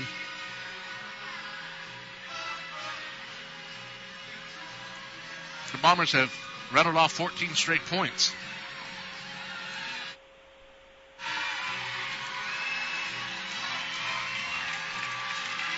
So the Bandits come out now, breaking the huddle, setting up for a kick return. Back deep is Tommy White and Garrett Tidwell. Your up men now is Kevin Ferguson and Rodney Anthony. As Torres tees the ball up in the middle of the field on the goal line.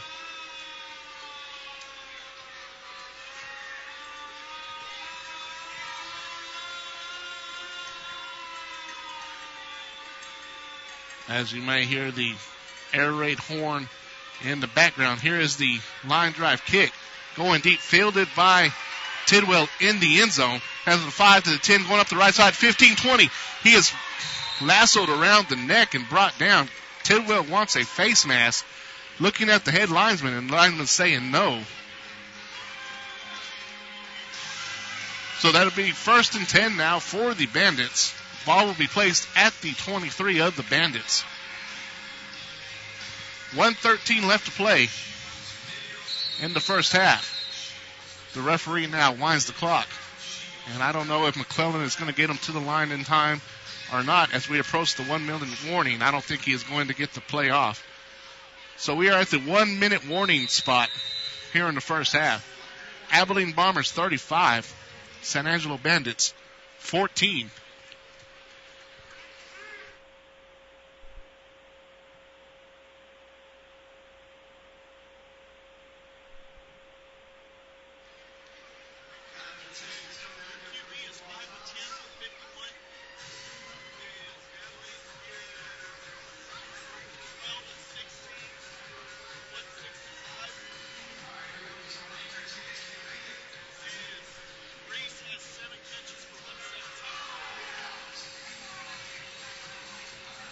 Just getting some stats passed along to me for the first half thus far.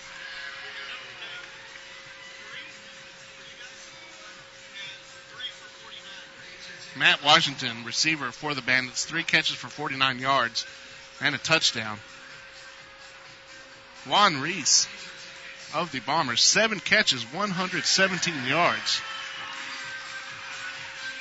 And 2 touchdowns on the evening. First 2 scores of the night for Abilene.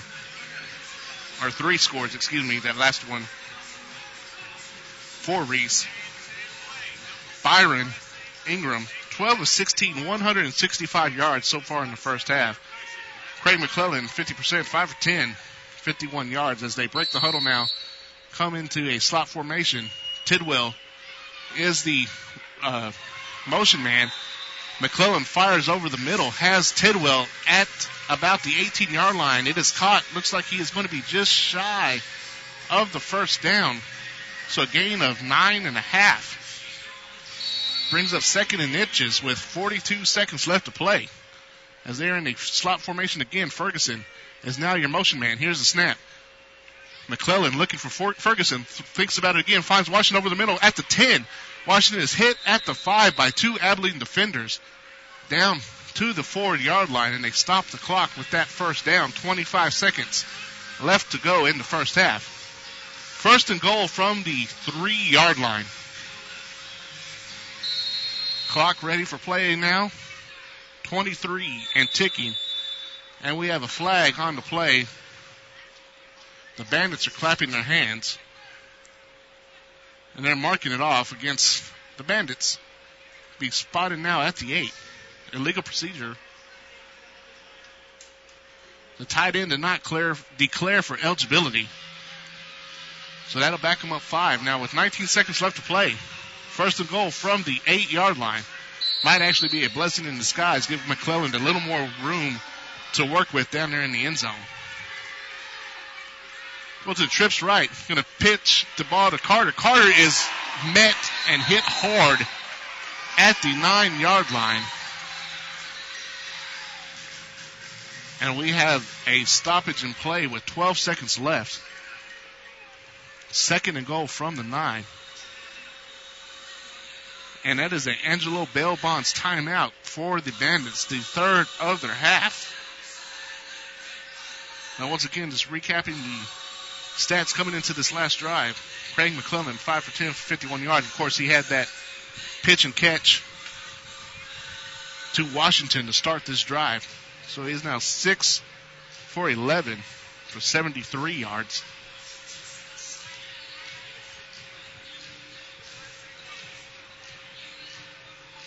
The second and goal now from, they're going to actually move the ball back a yard to the 10-yard line. So second and goal from the 10. 12 seconds left to play.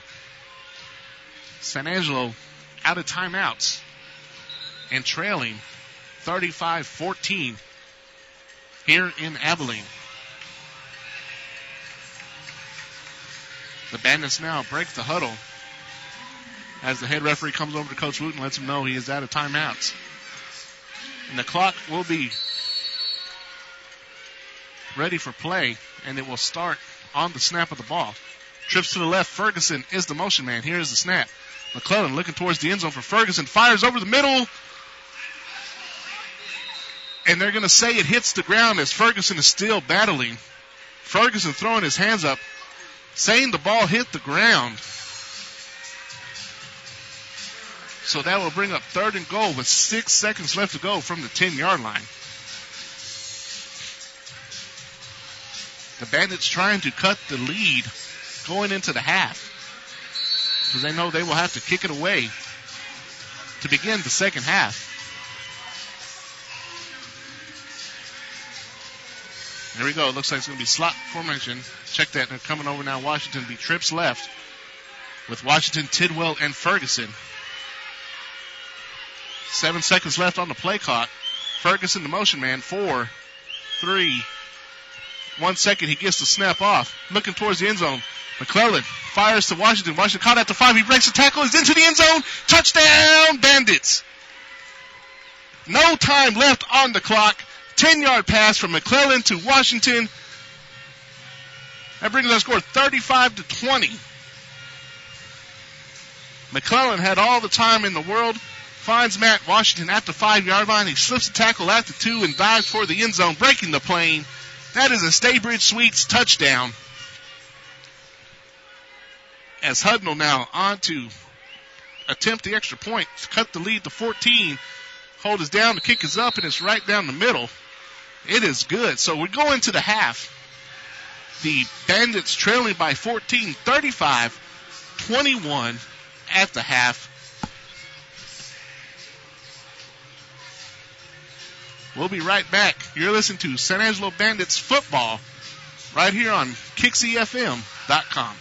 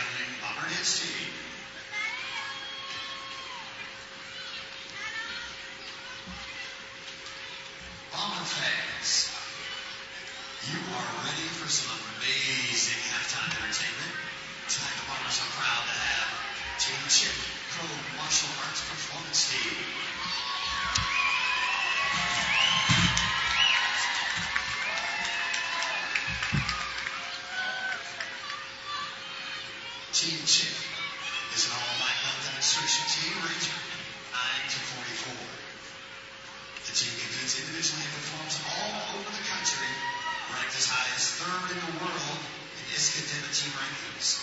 Many compete individually and are top in the world in their forms. Weapons and breaking divisions. Team Chip members include multiple-time ISCO world breaking champion KK Daniel, Ben Barra, Gwinnett Townsend, and of course, Chip Johnson. Ladies and gentlemen, you've seen them on ESPN, the Discovery Channel, and of course, America's Got Talent.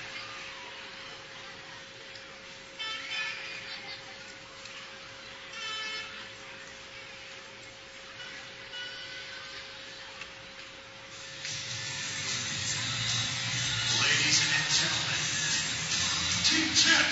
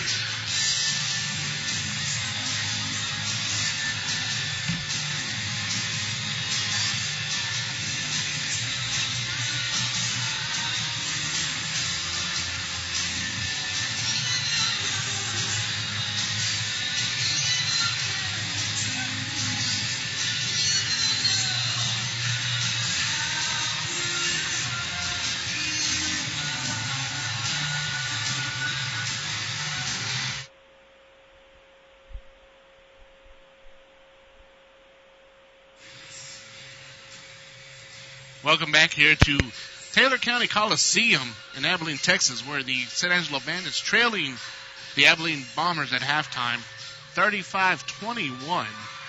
Jeff Korean here with you, and I have seen some halftime stats to pass along. The Bandits, Craig McClellan, 8 of 14, 83 yards and 2 touchdowns. Now on the receiving end of those 2 touchdowns is Matt Washington, 5 catches for 73 yards and 2 touchdowns. Garrett Tedwell has only 2 receptions for 13 yards. He was the league leading receiver coming into today's contest. And Tristan Carter has 1 catch for a -3 yards. Now Abilene, on the other hand, Byron Ingram, 12 of 16, 165 yards and 2 touchdowns. His 2 touchdowns going to the speedy Juan Reese. Reese, 7 catches for 117 yards in those 2 touchdowns. Brian Ingram, 3 catches for 33 yards for the Bombers. Now the San Angelo Bandits having some difficulties defending this number 1 high-powered offense of the Bombers this evening. Definitely going to have some halftime adjustments on the defensive end to be made. Now penalties, penalties not going good for the Bandits. And the penalty stats, I will get those to you here in just a moment.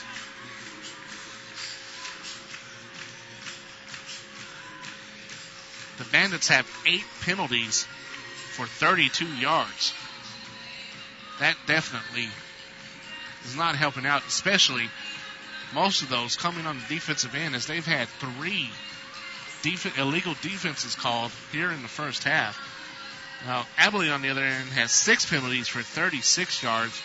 One of them that big personal foul penalty that negated a big gain by the Bombers.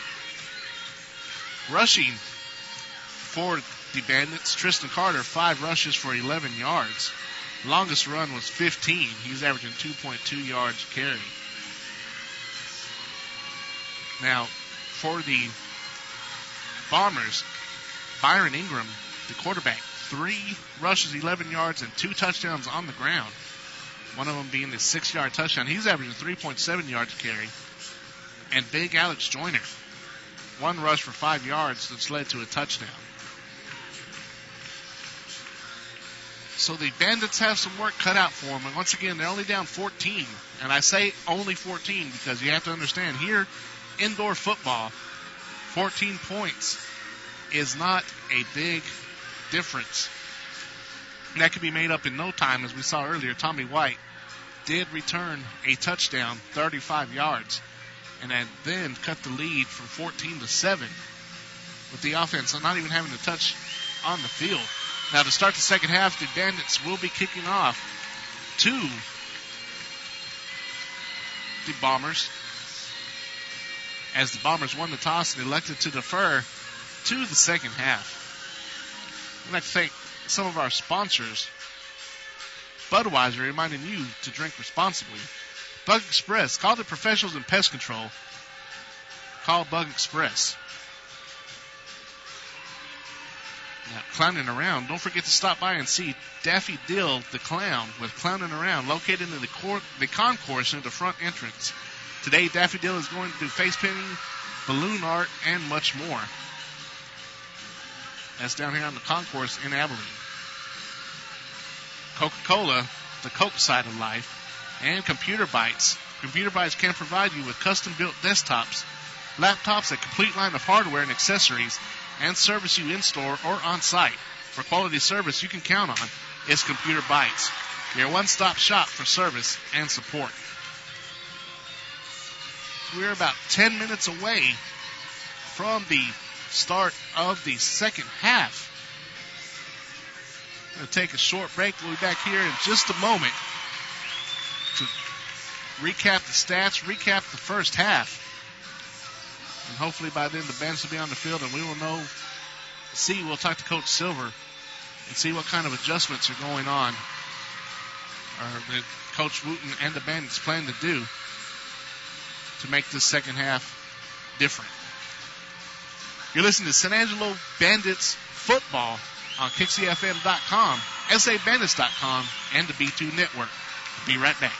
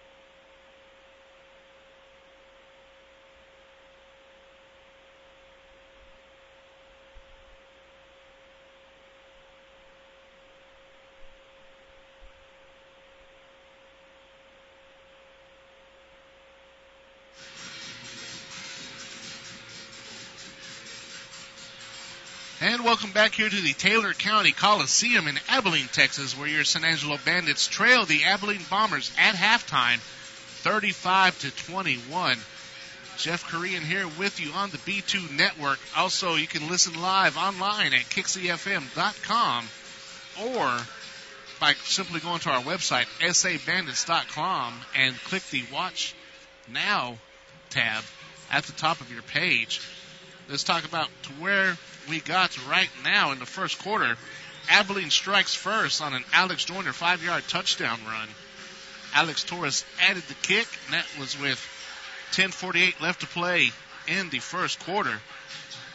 Now San Angelo answered right back at the 7:17 mark on a 35-yard pitch and catch from Craig McClellan to Matthew Washington. Then the Bombers at the 5:22 mark, Juan Reese strikes for his first receiving touchdown from Byron Ingram, a 25-yard pass. Then Ingram at the 9:18 mark in the second quarter runs around the left side for a 4-yard touchdown run. And Tommy White returns the next kickoff They're calling it a 40-yard kickoff return for White to cut the lead, or the Bombers lead to 7. And then Ingram again around the left side with two big blockers in front of him. 6-yard touchdown run, and then Juan Reese with the 40-yard bomb from Byron Ingram. And Matthew Washington there to end the first half. Catches the pass at the 5-yard line, splits two defenders, and dives into the end zone for the touchdown to leave the Bandits trailing 35-21 at the end of the first half. And here's some quick stats for you, just to recap.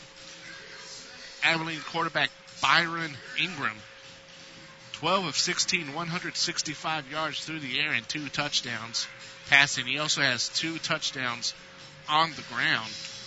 Actually, his rushing stats, 3 rushes, 11 yards, and 2 touchdowns. His longest being that 6-yard scamper around the left end. Craig McClellan, 8 of 14 for 86 yards and 2 touchdowns. Last one being to Matt Washington. Washington on both ends of the receiving touchdowns from McClellan. Actually, Washington, 5 catches for 73 yards to go along with those 2 touchdowns. Garrett Tidwell, who comes into tonight's game leading the league in receiving, leading the league in scoring, and leading the league in all-purpose yards, has been quiet so far. Only 2 catches for 13 yards. The rushing end as well for the Bandits. Tristan Carter has 5 rushes for 11 yards. Longest one was that 15-yard run around the left end on the sweep where he was dragged down by his hair at about the 20-yard line by a Abilene defender, which caused a little bit of shoving and pushing going on between Tristan and the defender. Also, Matt Washington jumping in to get his teammates back on that. So that's where we are here at halftime. We have about 3 minutes left to play here in 3 minutes left until we resume play. And I will be right back with one final look at the first half. You're listening to San Angelo Bandits football right here on Kixie FM.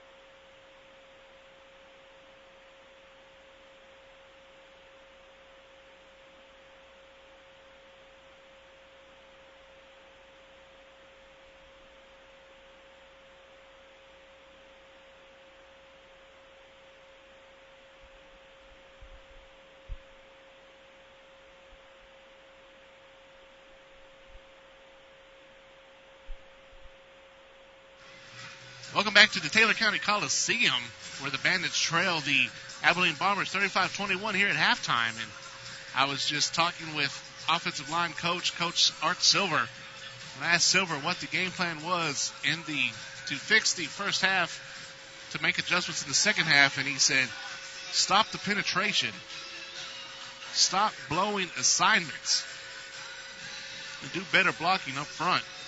He said if we could fix those things will turn around. And whenever he was talking to me about it, he was not happy.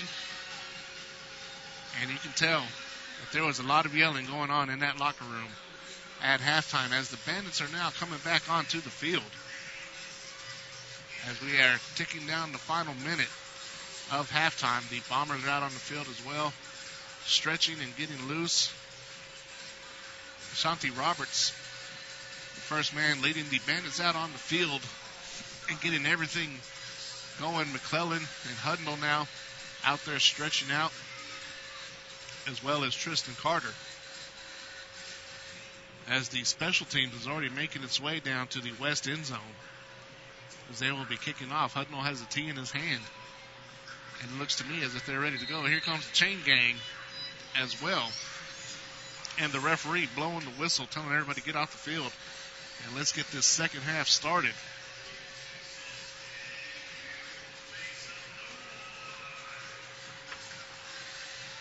The Bandits and Coach Wooten are trying to avoid their first loss under the Wooten regime.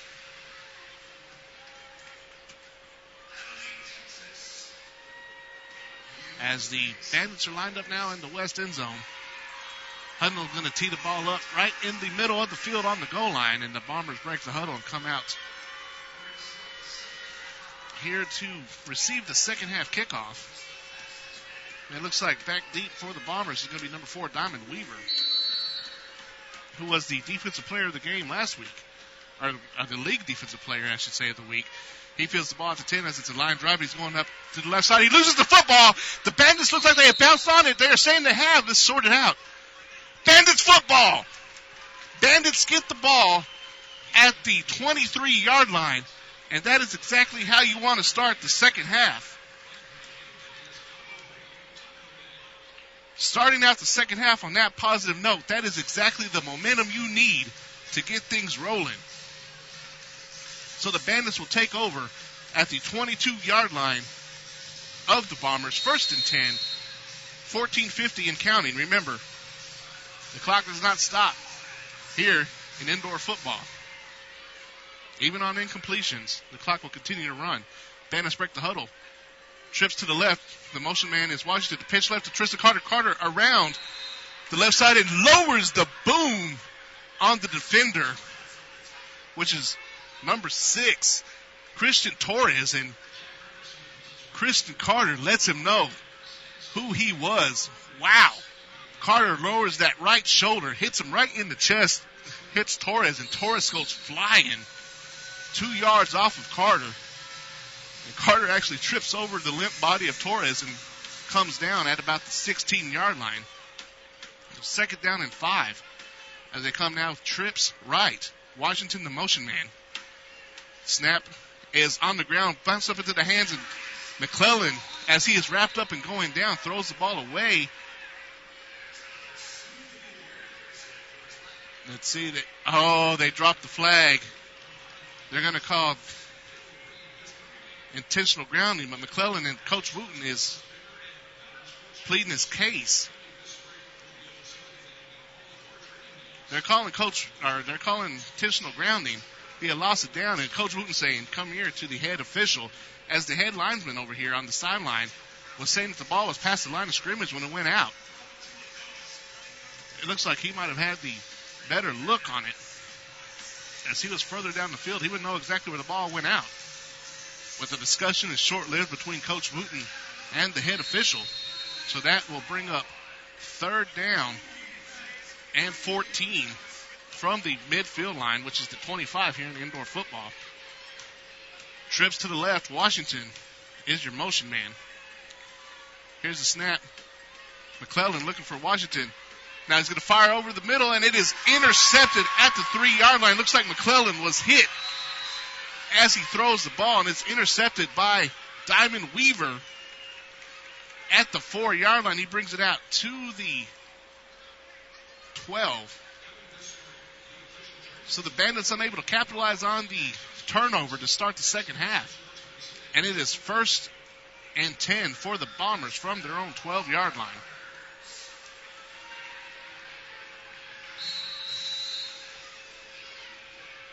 McClellan with his first interception of the night, as Byron Ingram, now under center, has Juan Edwards over the middle. Juan Reese, falls incomplete as he is unable to connect with Reese. Reese was the motion man and just did a fly down the field, covered by Rick Ball. He did have a step on ball, but Byron was unable to hook up with Reese. As we have second down, Reese is the motion man again. This time it is a quick pass behind Reese off the turf and into the stands. So that will bring up third down and 10 for the Bombers. Ball will be spotted at the 12.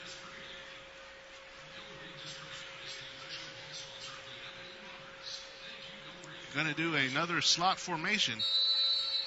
Reese is the motion man again. Byron Ingram goes out and fires in and out of the hands of Reese at the 25-yard line.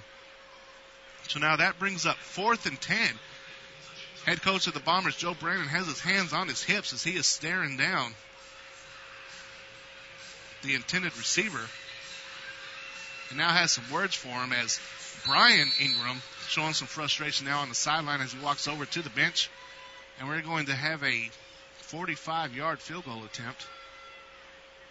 55-yard, from their own 5-yard line where the ball will be placed after the snap. Torres on to attempt a 55-yarder. The snap is down. The kick is up. It is on its way, and it is no good, and it will be fielded in the end zone by Anthony. Anthony dancing around at about the 7-yard line, and he is brought down in the open field by the Bandits defender, Archie Reed.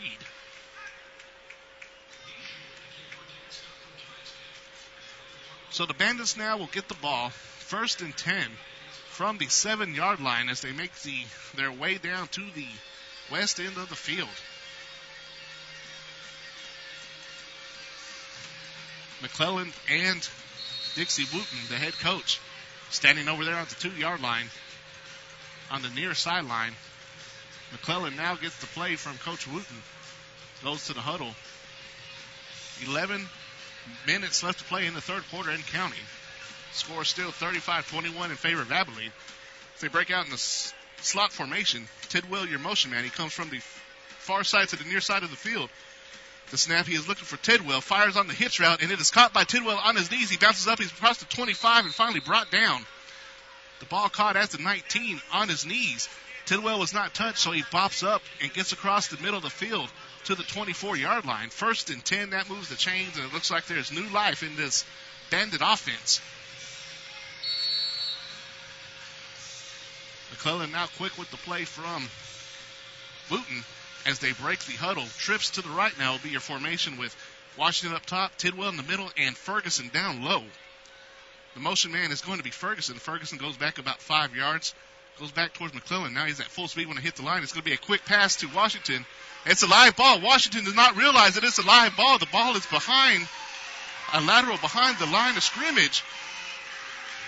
And it is a turnover by the Bandits as Washington just lets the ball go through his hands and kind of looks at it while it's right on the turf. That is a live ball on the lateral. So it'll be picked up by the Bombers on the 23-yard line of the Bandits. 1st and 10.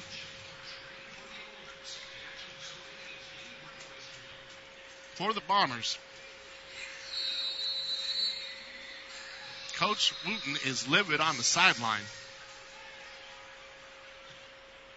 Edwards will be the motion man to be pitched to big Wally Joyner, and boom, he is lit up. Rodney Anthony with the hit on Joyner. Joyner, though, gets a gain of 2 yards on the play. 2nd down and 8. Ingram underneath center. Edwards, the motion man again. He runs a quick hitch route. Pitch and catch completed from Ingram to Edwards. That will move the chains once again. 1st and 10 from the 11-yard line for the Bombers.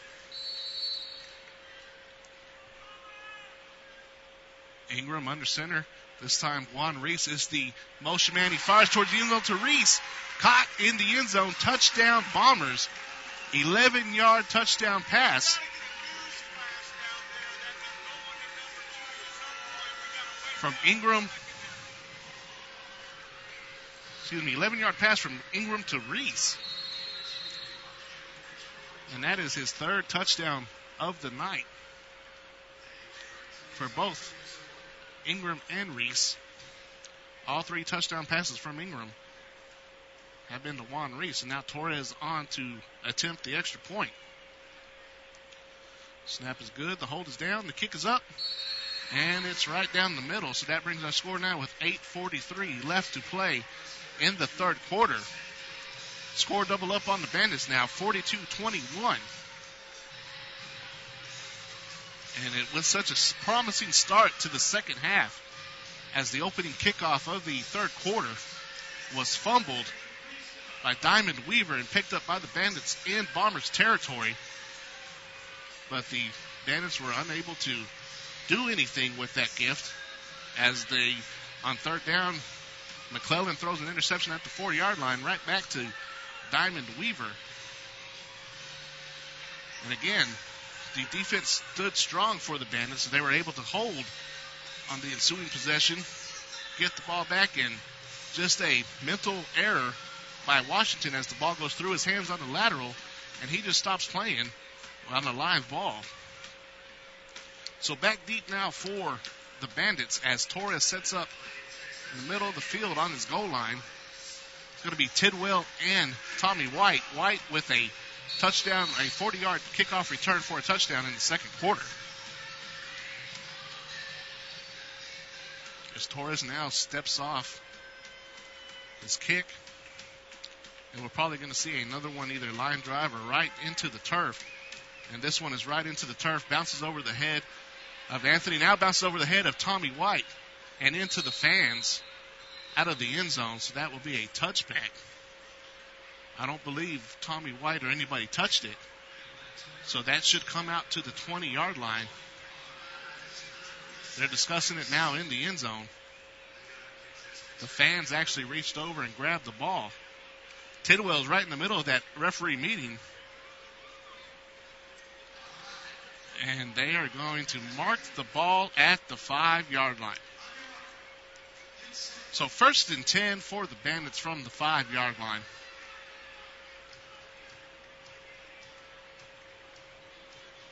Bandits huddled up now in their own end zone. Trailing 42-21 with 8:35 left to play in the third quarter. The referee still discussing the previous kickoff as the ball goes into the corporate seats there in the right corner of the end zone. And they're saying that Tommy White did touch the ball. So that's why the ball will be placed on the 5. If he would not have touched the ball, if he would have let it go, and it goes into the back, then it's placed on the 20-yard line. So they break the huddle now. 1st and 10 from the 5. Carter to the left of McClellan. They come out in a slot formation. Washington to the far side of the field. Ferguson on the near side, and right in the middle in the slot is Tidwell. Ferguson is the motion man. He comes to the inside. Snap is low, and it's way offside. The snap was not snapped in time, so Ferguson was 3 yards down the field before the ball was snapped. So it'll be half the distance to the goal line. So it'll be placed on the 3-yard line. So 1st and 12 now for the Bandits on their own 3-yard line. Clock continues to run. Bandits down by 21 here in the third quarter. Going to come out trips left, or trips right, Ferguson, the receiver in motion. Here's the snap, quick throw to Tidwell, caught at about the 7-yard line. Tidwell maybe gets out to the 8 or 9. They're going to mark him, of course, at the 8 as he is brought down by a host of Abilene defenders. So that brings up now 2nd and 7 for the Bandits. McClellan now gets the play call from head coach Dixie Wooten. Bandits sitting up here on the near side of the field.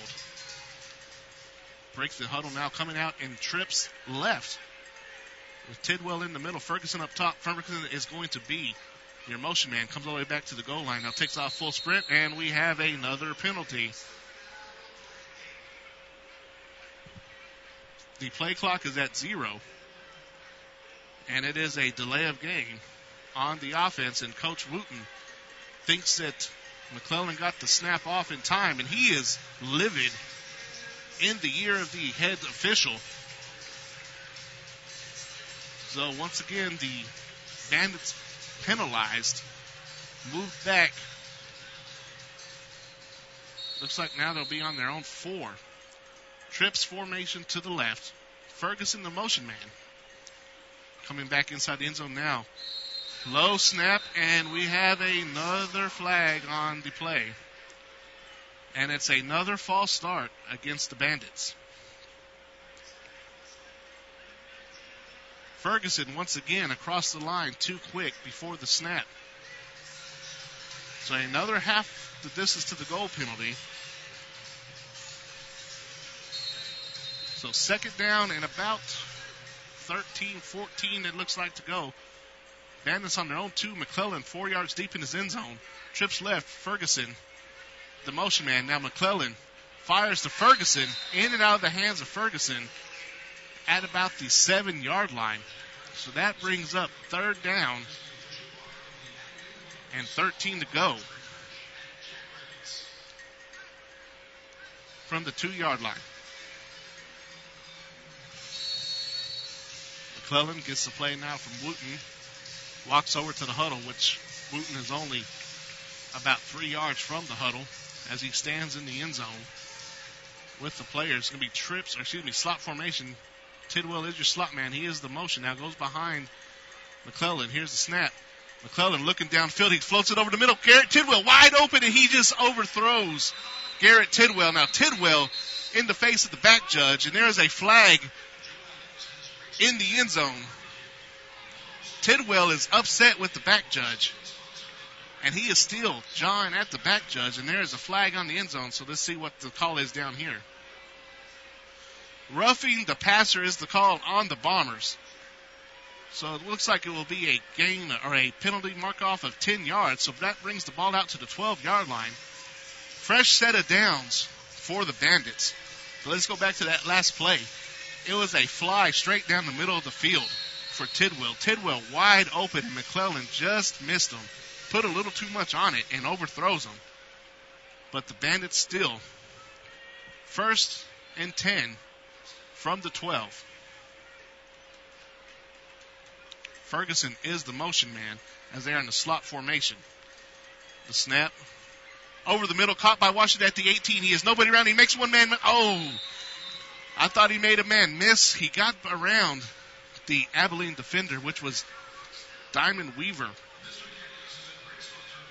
And as he's pulling away from Weaver, Weaver lunges and grabs Washington by the ankles. So that is a gain of 12 on the play. Brings the ball out to the 24. 1st and 10 for the Bandits. 5 minutes, 25 seconds here to go in the third quarter. Slot formation, Tidwell goes from the far side to the near side as the snap. McClellan looking for Ferguson, has him at the 25, breaks the tackle across the 20 down to the 15. Actually, they're going to say his knee touched down at the 17-yard line. So it's going to be a gain of 8 on the play. That brings up 2nd down and 2 for the Bandits. McClellan and the Bandits now break the huddle. McClellan coming to the line with the Bandits. Going trips to the left with Ferguson, Tidwell, and Washington. Washington is the motion man coming from far side to near side of the field in the motion. Snap, he's looking towards Washington. A quick out by Washington. It is a caught and 1st down. Washington knocked into the wall by Diamond Weaver.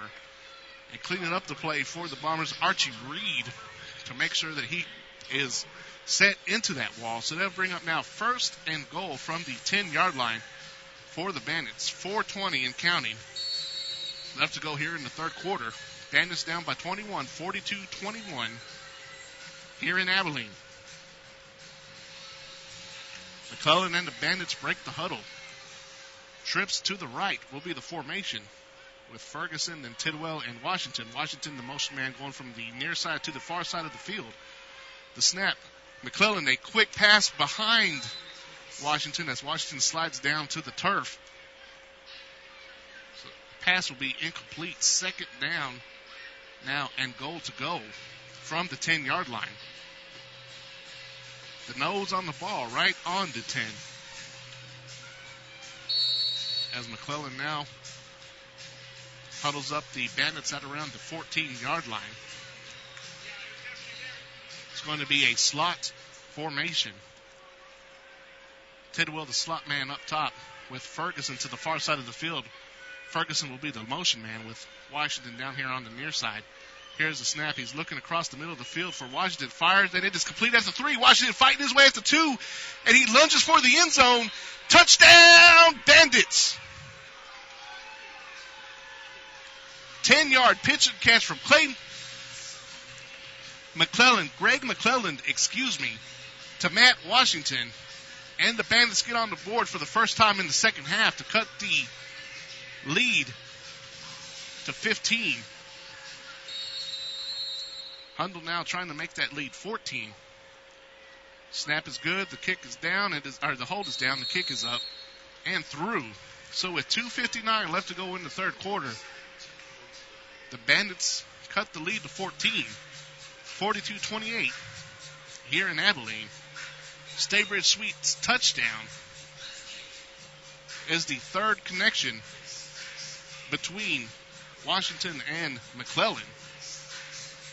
Now, McClellan's favorite receiver last week was Washington, as he tossed 4 of his 7 touchdowns Washington's way, and, of course, the other 3 went to Garrett Tidwell. McClellan also got into the end zone last week by his feet. So let's see how the Bandits approach this kickoff with this low ceiling once again.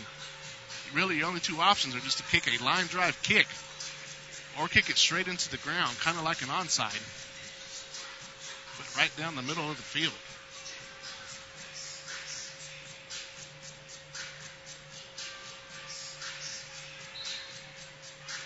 Hudnall will tee the ball up at the goal line.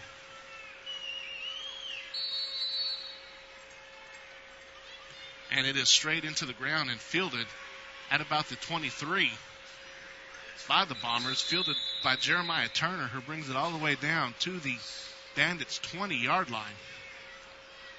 So the Bandits will be working with a short field here. First and 10 from the Bombers, that is. First and 10 from the Bandits' 20 when play resumes.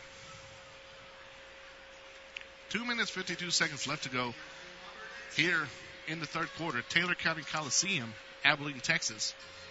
That's where the Bandits play tonight. Next week, the Bandits travel all the way to Rio Rancho, New Mexico, all the way on the other side of Albuquerque, take on the New Mexico Stars. The Stars' only win of the season came against the San Angelo Bandits back in week 1. But since then have had trouble getting one in the win column, as they are 1-3 on the season. The Bandits stand at 1-2 right now and are in 4th place in the Lone Star Football League. And Amarillo, Laredo, and Abilene are all 2-1 as of right now. Amarillo, of course, with the edge because they gave Abilene that loss. But that one loss that Amarillo has is at the hands of the Bandits, and that coming last week. 71-50 to get the first franchise win for the San Angelo Bandits. The referee is now blowing the ball ready to play. The first down, 10 to go for the Bombers on the San Angelo 20-yard line. Byron Ingram will be under center. His receivers will be Edwards, Reese, and Ingram. Brian Ingram is the motion man as Byron looks over the middle towards Brian, and a late flag coming in from the line judge. It looks like it might be pass interference on the defense, but the back judge, who was right there in front of the play, did not throw the flag. And, of course, the line judge threw the flag, who was 15, 20 yards down the other end of the field. And Coach Wooten, understandably upset, wants an explanation on how the head linesman, who is so far away, can make that call.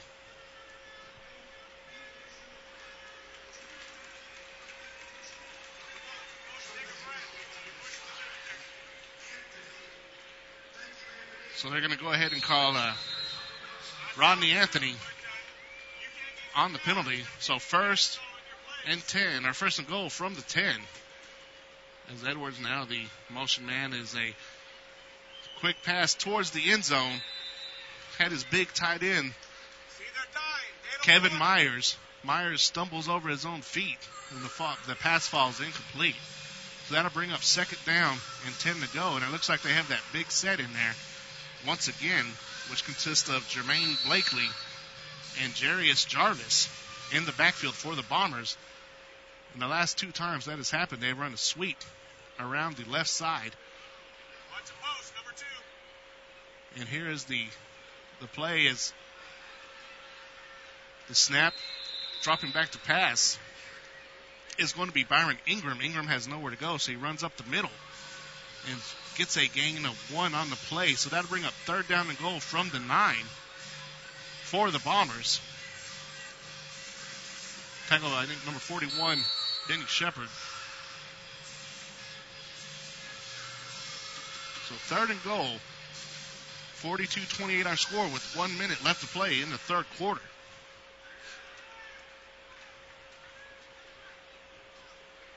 Come out now with the regular offense. Trips to the right. Motion man is Ingram as Byron fires to Bryan. 9-yard pitch and catch between the 2 brothers. Touchdown Bombers.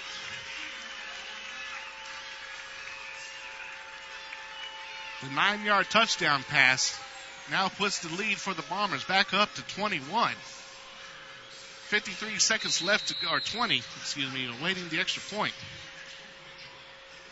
As they have wound the clock ready for play and actually have it winding, but they did not start the play clock. They did not start the game clock. Now it is underway.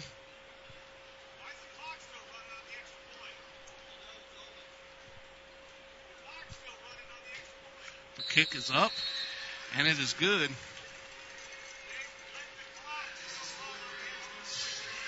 So with the extra point is now 49-28.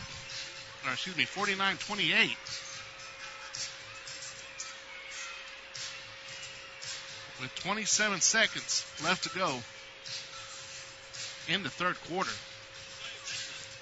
See if the Bandits can now rebound and score again. They put a pretty good scoring drive together the last time out.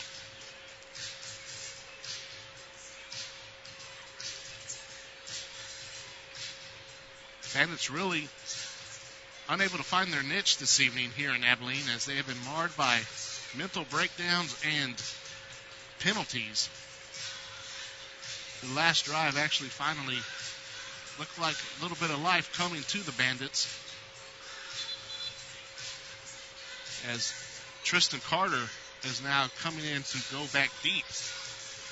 Carter and Tommy White will be your deep guys, with Ferguson, and it looks like Rodney Anthony will be your upbacks, as Torres has either kicked line drives or straight into the turf down the middle of the field here with this low ceiling in Abilene.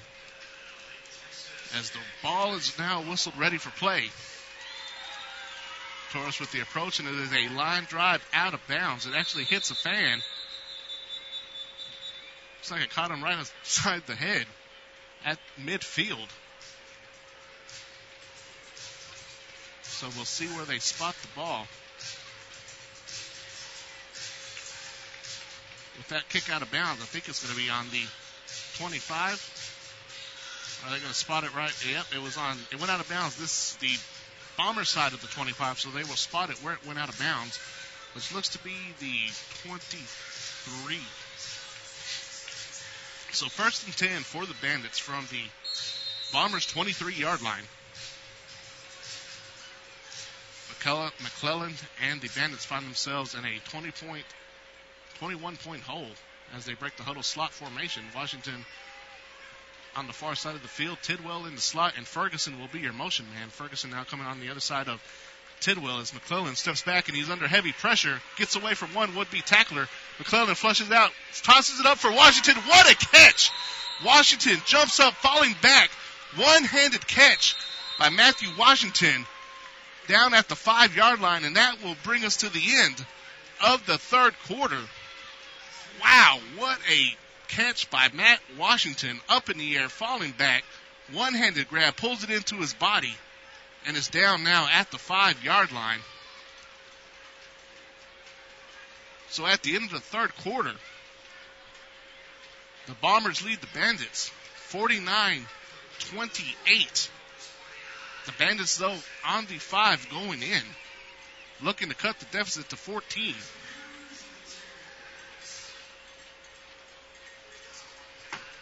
Now, Wooten has his offense right here at about the 20-yard line on the near sideline. Talking to them as they're going to make the trek down to the other end of the field. Bear in mind, it's not a long trek, about 40 yards. Exactly 40 yards from 5 to 5.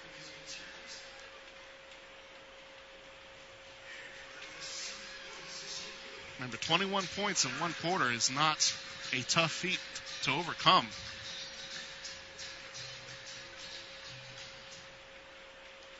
The fourth quarter is what they call the Champions Quarter.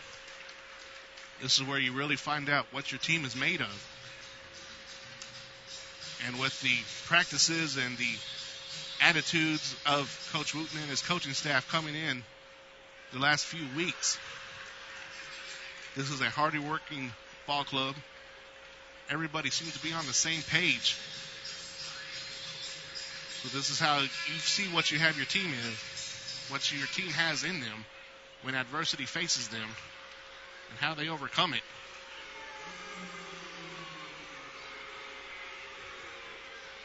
You hear the boo birds out here in Taylor County Coliseum as there is some on-field games going on.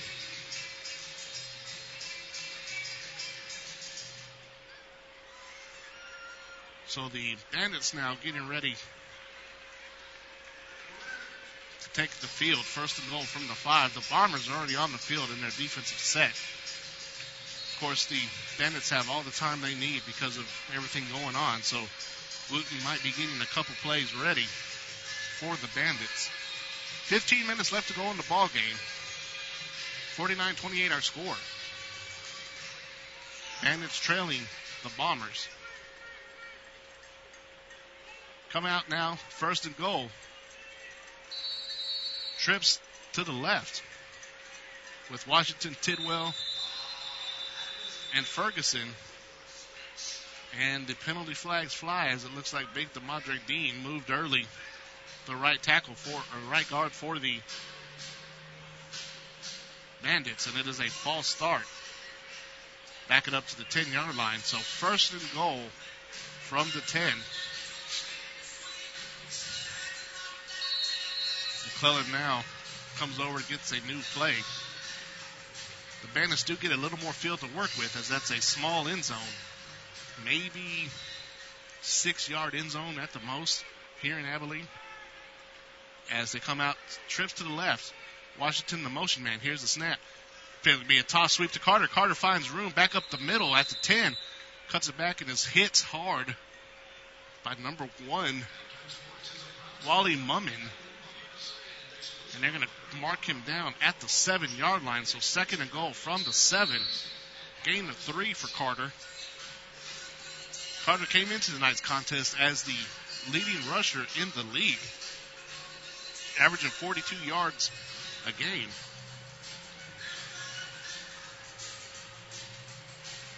As the Bandits now break the huddle, coming to the line of scrimmage. The trips left will be the formation with Ferguson, Tidwell, and Washington.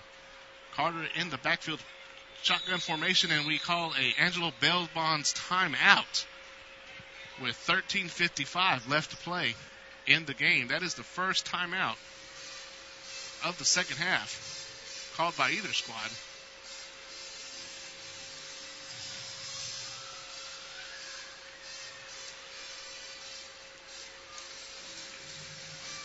So while we have this moment, we'd like to thank one of our sponsors, Concho's Downtown. It's a great place to take your family for some great food and good fun. It's Concho's Downtown, located on 125 West Concho.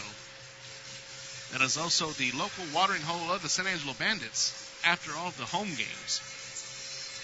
Boy, was it popping last Saturday night as the Bandits pulled off their first victory in franchise history, upsetting the number one team in the league, 71-50. As they come out of the timeout, trips formation to the left. Washington, the motion man, fakes the pitch over the middle, fires towards Washington. The ball is tipped by the MacBack for the Abilene Bombers, which is Greg Yeldo. So that brings up 3rd and goal from the 7-yard line. McClellan faked the toss to Tristan Carter, fired over the middle of the field, right through the hands of the jackback Yeldo. Pass fell incomplete in the end zone. So 3rd and goal from the 7. Trips to the right with Ferguson up top, then Tidwell and Washington. Ferguson will be your motion man. Here's the snap. McClellan looking for Ferguson. Fires and finds Washington at the goal line. He stretches out. Touchdown, Bandits. 7 yards pitch and catch. McClellan to Washington, and they hooked up for the 4th time tonight.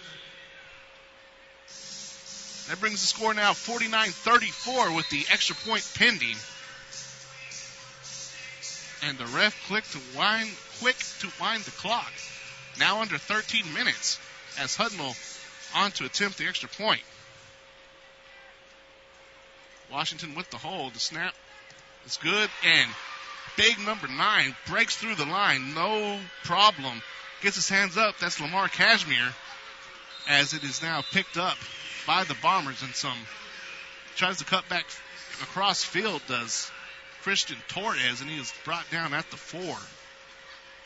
So a blocking mistake by the Bandits allows the Bombers right up the middle to block the extra point. So with 12:20 and the clock running, the clock just ran about 6 seconds after the play was over. 49-34 is going to be our score.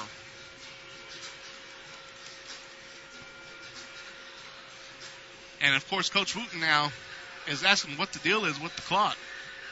He's pointing at the clock and telling the looks like line judge.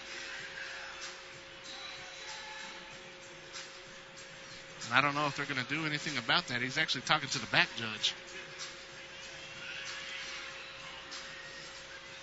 So the Bandits are ready now to kick the ball away. Hudnall will tee the ball up at his goal line. No time added to the clock. Wooten still wanting an explanation. Hudnall will place the ball on the left side of the field, on the left hash, in the end zone. See if he's going to attempt an onside here, or if he's just going to kick it deep. And it is an onside. Caught him offsides. Hudnall grabs the ball and pushes it forward. It is still loose, still on the turf. And it looks like Washington is in there, so are some Bombers. And Rodney Anthony comes up limping off towards the sideline. It's going to say Bombers ball at about the 19. And boy, Hudnall caught the Bombers off guard as he approached the ball as if he was going to kick it deep.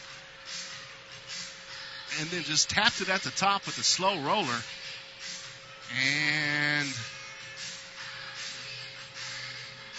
they're going to call a legal touching on the Bandits. So that marks the ball all the way up inside the 10-yard line. 1st and goal for the Bombers on the 9. Hudnall may have jumped up and touched the ball just a little too soon. So a very, very short field for the Bombers to work with, as they have that big set in there once again. 1st and goal as Byron back to pass it. It is broken up by Hudnall. Byron Ingram's intended receiver was Layman's Cashmere.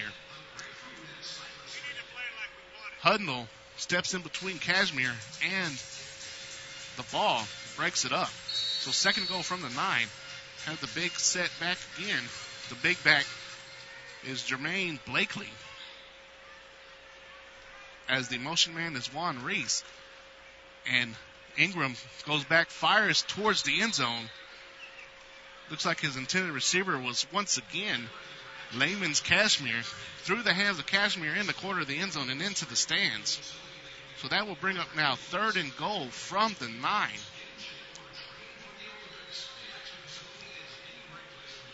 Byron Ingram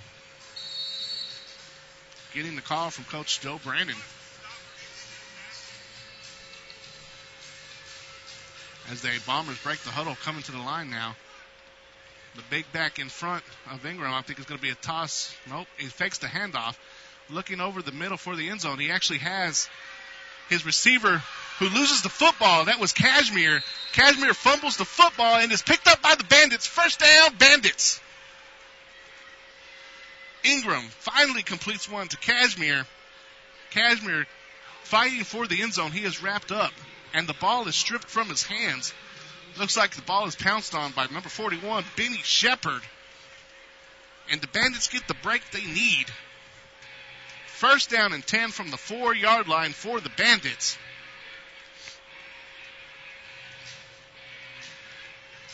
Coach Brandon is not very happy with the events that are unfolding here. 10:30 now left to play in the game. Bandits trail by 15, 49-34. They do have the ball 1st and 10 from the 4-yard line. Come out in the slot formation. Ferguson the motion man with Tidwell in the slot. Ferguson going from far to near side. McClellan looking down the field for Ferguson. Has it wide open and through the hands of Ferguson at about the 8-yard line. Ferguson having to step on the defender, Diamond Weaver. Reaches out to grab the ball and looks like it went right through his hands. So 2nd and 10 from the 4-yard line. As McClellan now gets the call from Coach Dixie Wooten. And they're coming out once again in that slot formation with Ferguson and Tidwell to the far side of the field. Tidwell will now be your motion man going from far to near side.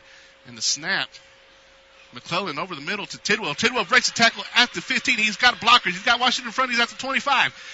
Across the 25 to the 20. Looks like it's going to be brought down at the 21. And they're going to mark him actually at the 23. So 1st and 10 for the Bandits. Clock ticking, 9:10 left to play in the ball game. Bandits trail by 15. Back in that slot formation. Tidwell the motion man. Here's the snap. McClellan looking over the middle of the field. Has Tidwell again. Caught at the 10. He makes one tackle and miss. At the 5, he gets a block from Washington. Touchdown, Bandits. Just like that, the Bandits are within 9 with 8 minutes and 55 seconds left to go in the ball game. Trying to make it an 8-point deficit is Hudnall. The Bandits have not been this close to the Bombers since early on in the first half. Hudnall now to attempt the extra point. Snap is good. The hold is down. The kick is up. And it splits the upright. So 8-point lead for the Bombers. 8:40 left to go in the ball game. 49-41 is your score.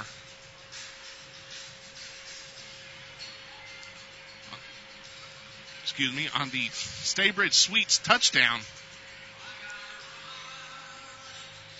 was a 23-yard pitch and catch from McClellan to Garrett Tidwell. And the Bandits find themselves 8 points away from tying this ball game. And it's a different defensive squad than we saw in the first half. They've actually been able to get some turnovers and some stops on the defensive end here in the second half, and it's gut check time for the Bandits. And it looks like it's the Bombers want to talk things over a little bit longer as they just now break the huddle. And back deep for the Bombers is LaJuan Edwards. Hudnall will tee the ball up about the middle of the field in his own end zone, on his own goal line. And it's going to be another onside, and it goes 10 yards, and Hudnall gets it, and they got a flag on the field. They're going to call the Bandits offsides.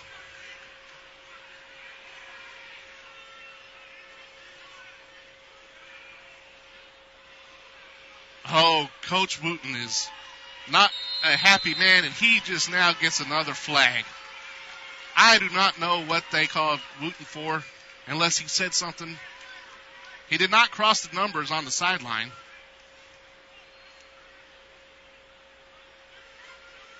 Let's see what they call here.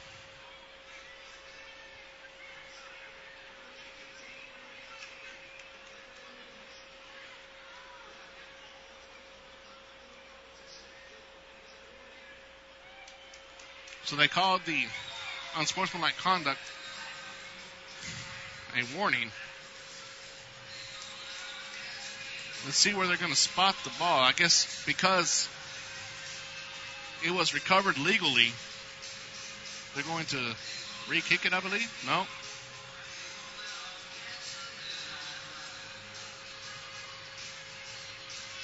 Yeah, they're going to re-kick it.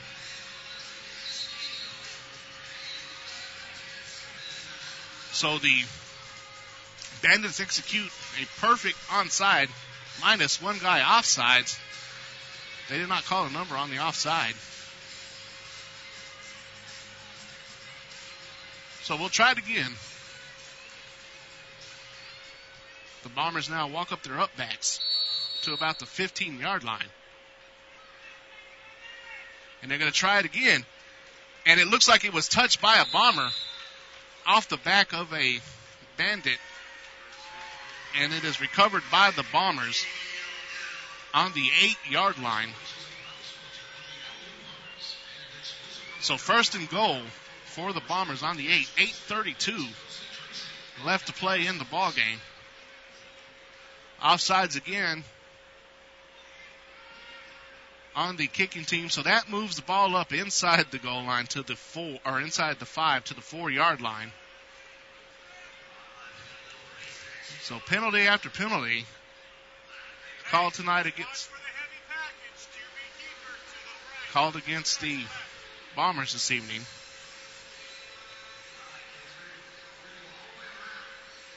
And it looks like the head referee and the head coach of the Bandits down here on the near sideline talking things over. The head referee patting Coach Wooten on the back. So we have a break in the action here. 8:32 left to play in the ball game. Bombers lead 49-41. Still plenty of time left to go. The ball will be inside the 5 at the 4-yard line. First and goal for the Bombers. Coach Silver relaying the message down to the field. Watch for the heavy package. I agree. I do believe that they're going to have the big boys in there again, which should be Jermaine Blakely, Jarius Jarvis, and Alex Joyner. And Joyner already has one rushing touchdown this evening. Early on in the first quarter, break the huddle, and that's exactly what's going down here. They have two of the big boys. They have Joyner and Blakely in the backfield, all three of them. As there's a motion, they pitch it out to big number 55, Jermaine Blakely. He rumbles into the end zone. A 4-yard touchdown run by Blakely. Makes the score now 55-41. 8:27 left to play. And the official winds the clock. The play clock is not going. Now it is. As Torres on now to attempt the extra point. Snap. Hold is down. The kick is up. And through the uprights. 8 minutes, 5 seconds left to play in the ball game. 56-41 your score. 15-point lead once again for the Bombers. Now it seems to be that the San Angelo Bandits offense is clicking on all cylinders. And so 8 minutes and 5 seconds is plenty of time to erase a 15-point deficit. As they break the huddle, the Bandits going to set up for the return. It looks like Matt Washington will be on the hands team up front. Back will be Garrett Tidwell and Tommy White.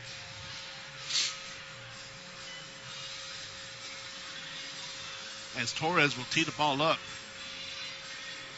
on his own goal line there in the west end zone.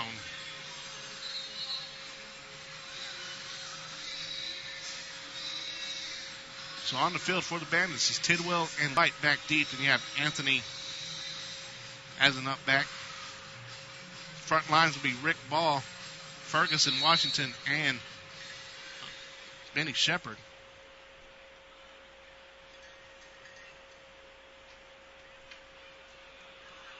As the Bombers break the huddle, act like they're going to do a quick onside themselves and then step back.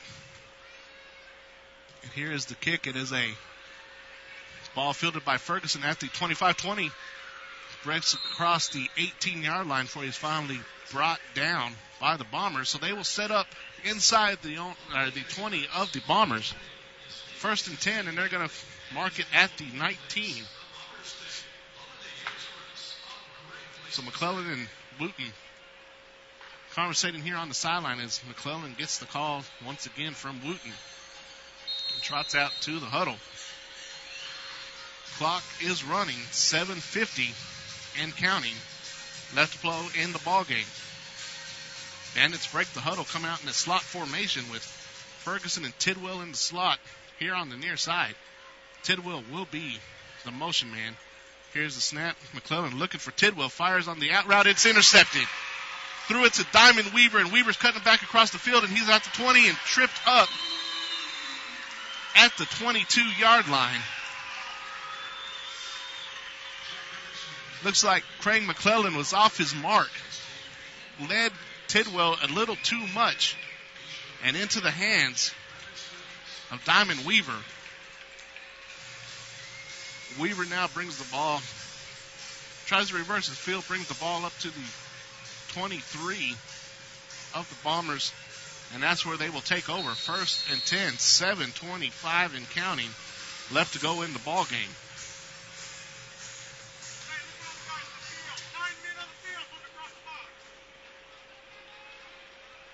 Slot formation for the Bombers as Ingram throws one up for the end zone, and oh wow!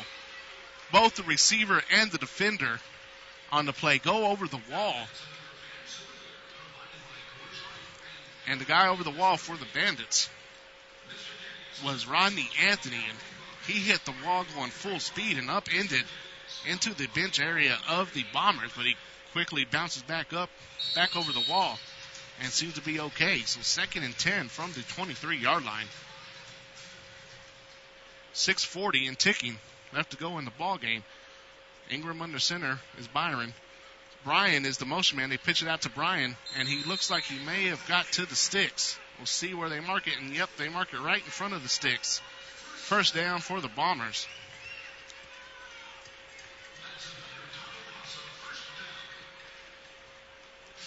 So 1st down and 10 for the Bombers at the 16-yard line. Have the slot formation. The motion man is going to be Juan Reese. Here's the snap as Ingram is right under center. He's going to the end zone for Reese. A little too hard on the throw, up and out of the reach of Reese. Goes into the stands, so that brings up 2nd down and 10 from the 16. 5:16 and counting left to go in the ball game. As Byron Ingram, 6'6", 225 out of Morehouse College, coming up under center as they get the formation, the slot formation. The motion man is Edwards. Edwards goes from near to far side. They're looking toward the corner route on Edwards, and oh my gosh, stepping in front of the pass, read perfectly on the route was Rick Ball. Ball steps in front of the pass, in and out of his hands, knocks it down. And with that jersey bunched up, I thought it was Rick Ball. It was actually Rodney Anthony, number 5, not number 6. So Anthony stepped in front, Had an interception in and out of his hands, but great defense, great read on the route for Anthony. That brings up 3rd and 10.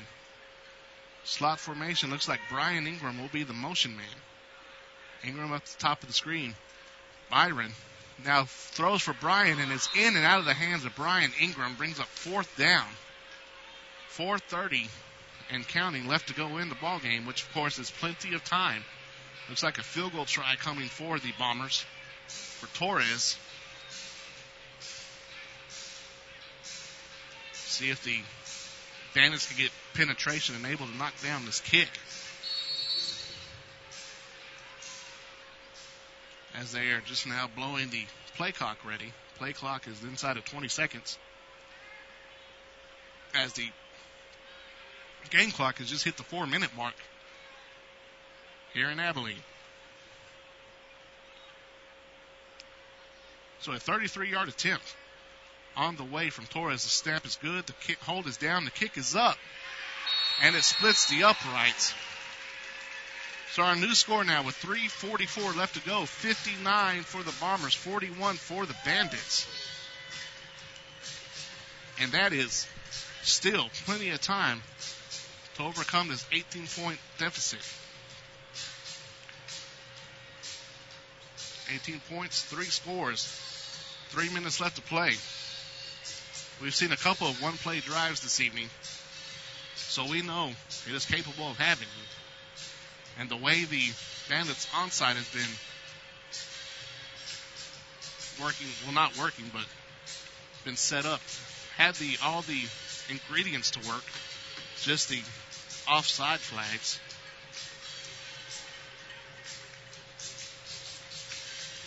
So Torres and the Bombers are now trotting down to the west end of the Coliseum. See where they set the ball up beyond the goal line. We'll see. He's been teeing it up at the middle of the field. See if he moves it right or left, either way. He's going to set his tee down right in the middle of the goal line.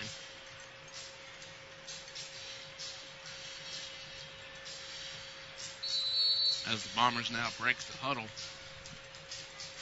Back deep for the Bandits is Garrett Tidwell and Tommy White.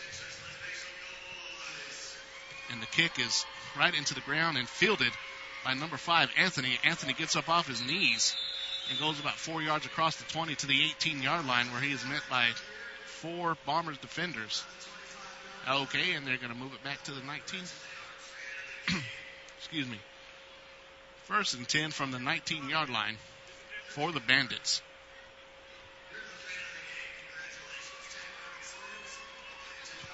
Have 3 minutes and 38 seconds to play with. Down 3 scores, 59-41.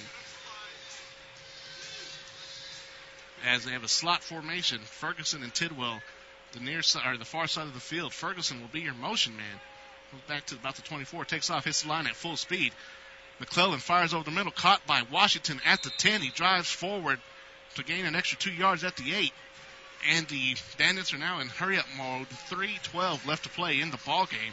First to goal from the 8-yard line for the Bandits. Ferguson trips to the right. The motion man is Ferguson. McClellan looks towards the end zone. Pumps, brings it down. He is trying to get away. He is wrapped up and brought down at the 12-yard line. Nowhere to go with the passes. Everybody was covered in the end zone. So McClellan gets a quick word from Wooten. 2:41 and counting left to play here in the ball game.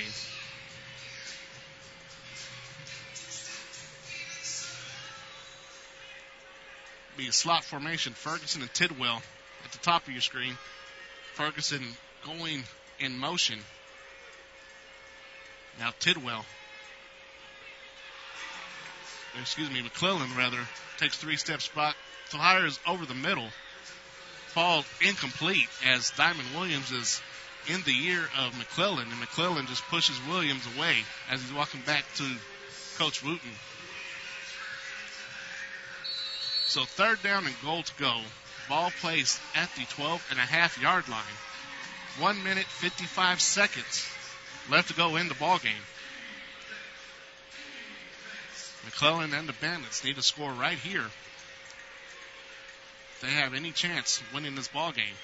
Slot formation. Ferguson is your motion guy. Slow snap picked up by McClellan. McClellan fires over the middle for Washington, is hammered from behind by number 6, Christian Torres, and Torres just kind of stares down and stands over Washington as the ball was thrown high and out of the reach of Washington. So that brings up 4th down as we are coming close to the 1-minute warning.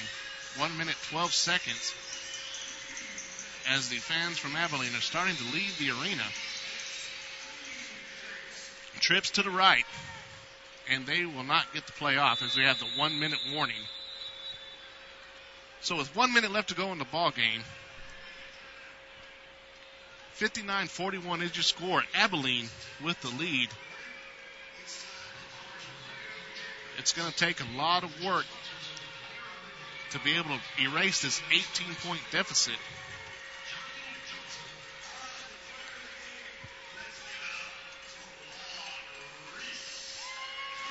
We'll have some stats of the game and have post-game show shortly after the conclusion of this ball game here in Abilene. And that hour and 20-minute drive back to San Angelo will probably be the longest drive of the season for the Bandits. And I start thinking about the mental mistakes and penalties of what could have been here in Abilene.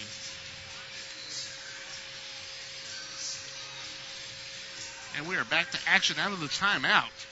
1 minute left to go here in the ball game. Bandits come out and trips right. Washington is your motion man. High snap. McClellan looks to the end zone. And in and out of the hands of Ferguson in the end zone, falls incomplete. So the Bombers will take over with the ball on the 12-yard line. And the fans are now starting to get up, and Abilene is celebrating on their sidelines. So remember, there is no victory formation per se here in indoor football, as you have to have positive yards on a run. So there will not be any take a snap and kneel. First and 10 from the 12-yard line.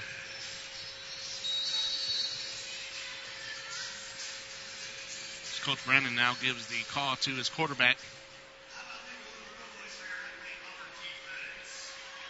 Byron Ingram. As Edwards is the motion man, is a pitch out to Joyner. The big man Joyner loses the football, and it is picked up by Shane Hudnall. Hudnall is going to go into the end zone. Touchdown Bandits with 47 seconds left to play. And he can cut the lead. Go for 2 and cut it to 10. And that might be the exact no, they're going to go ahead and kick it. So the big man for the Abilene Bombers, Jermaine Blakely, takes the pitch around the left side and fumbles the football, picked up by Shane Hudnall. Hudnall scoops it up at about the 15-yard line and goes into the end zone untouched for a touchdown. Line up for now the extra point. Here's the snap. Hold is down. The kick is up. And it's good. So your new score with 47 seconds left to play. 59-48. 11-point deficit now for the Bandits. So you can guarantee there will be an onside kick coming right now. And there was 2 onside kicks that were recovered but overturned due to offside penalties by the Bandits. So if everyone could stay onside and execute the kick, there is still a fighting chance for the Bandits.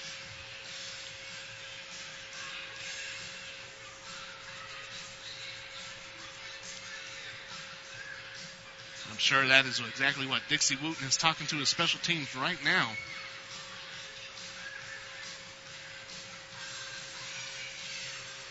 As they break the huddle now and lining up on the goal line, and the Hudnall is going to go ahead and place the tee on the near side of the end zone. So I'm assuming he's going to kick it straight into the ground and try to get that high bounce off the turf and as far out as he can so that Tommy White or even possibly Matthew Washington, who are out there on the ends of the special teams, so they can get on underneath it, jump up and grab it. The ball is blown, ready for play. Here's the kick. And it is a tapper, just trickles across the 5-yard line, picked up by Munnin at the 5 and brought down at the 3-yard line. So with 44 seconds left, the Bombers will have the ball first and goal from the 3-yard line.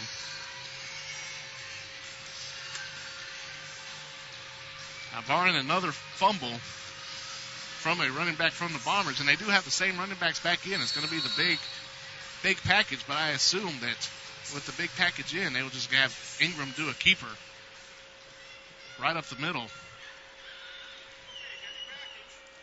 With the heavy package in, snap, and they're going to give the keeper around the left side to Ingram. Ingram breaks free at the 2 into the end zone. Touchdown, Bombers. So the Bombers tack on 6 more points here with 38 seconds left to play. Brings the score now 65-48 for the Bombers.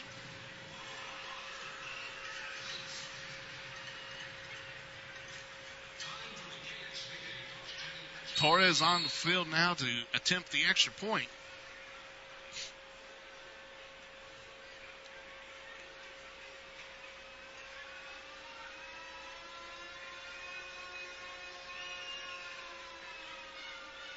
Here's the snap. The hold is down. The kick is up, and it is good. So with 38 seconds left to play, 66-48, Bombers extend their lead back up to 18 here in Abilene. Now, Coach Wooten and the Bandits knew this would be a test coming into Abilene, facing the number 1 offense this evening.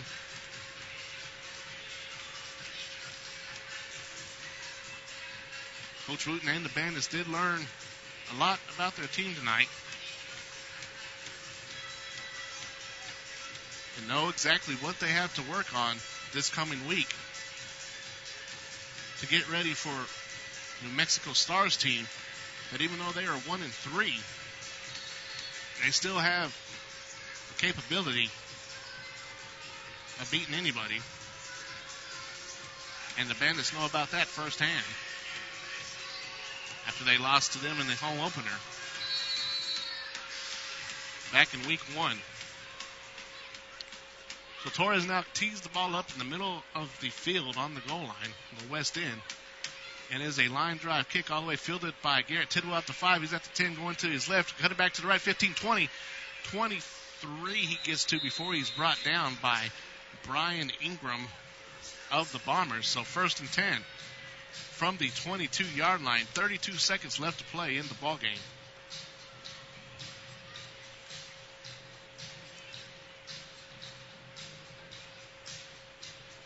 See if the Bandits can get a quick score right here with 32 seconds left to play.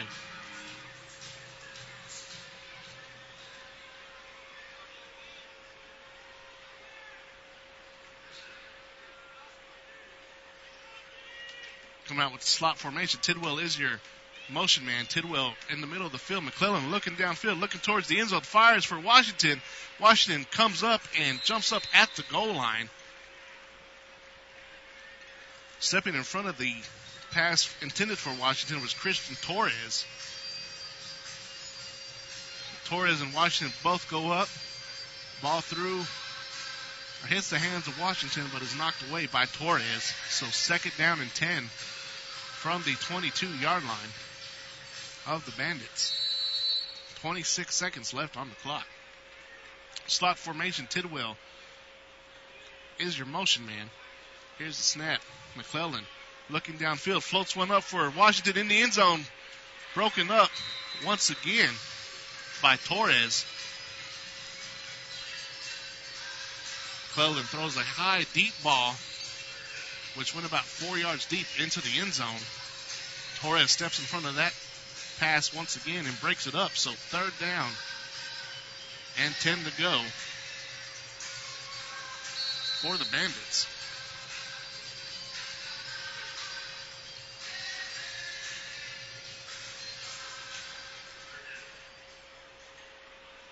Bandits come out in slot formation.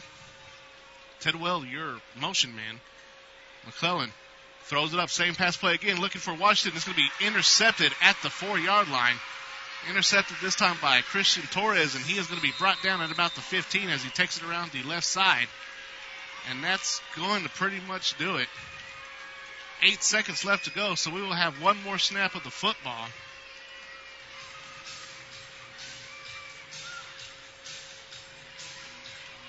(66-48) is your score as of now.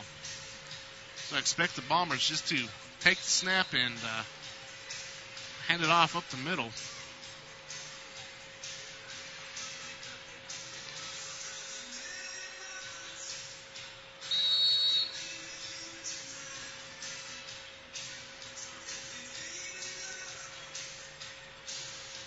Ingram breaks the huddle now.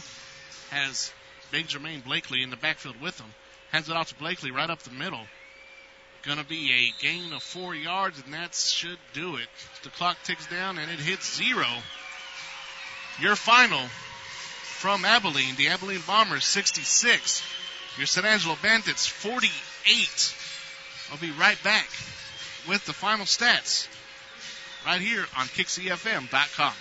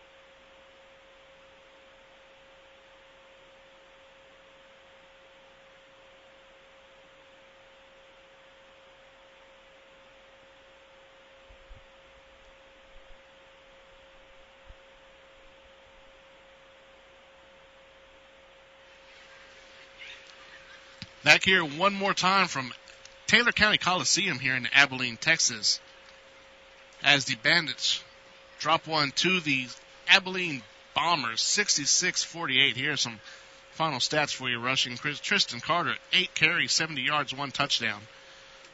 Passing Craig McClellan, 19 of 39, 5 touchdowns and 3 interceptions, 232 yards.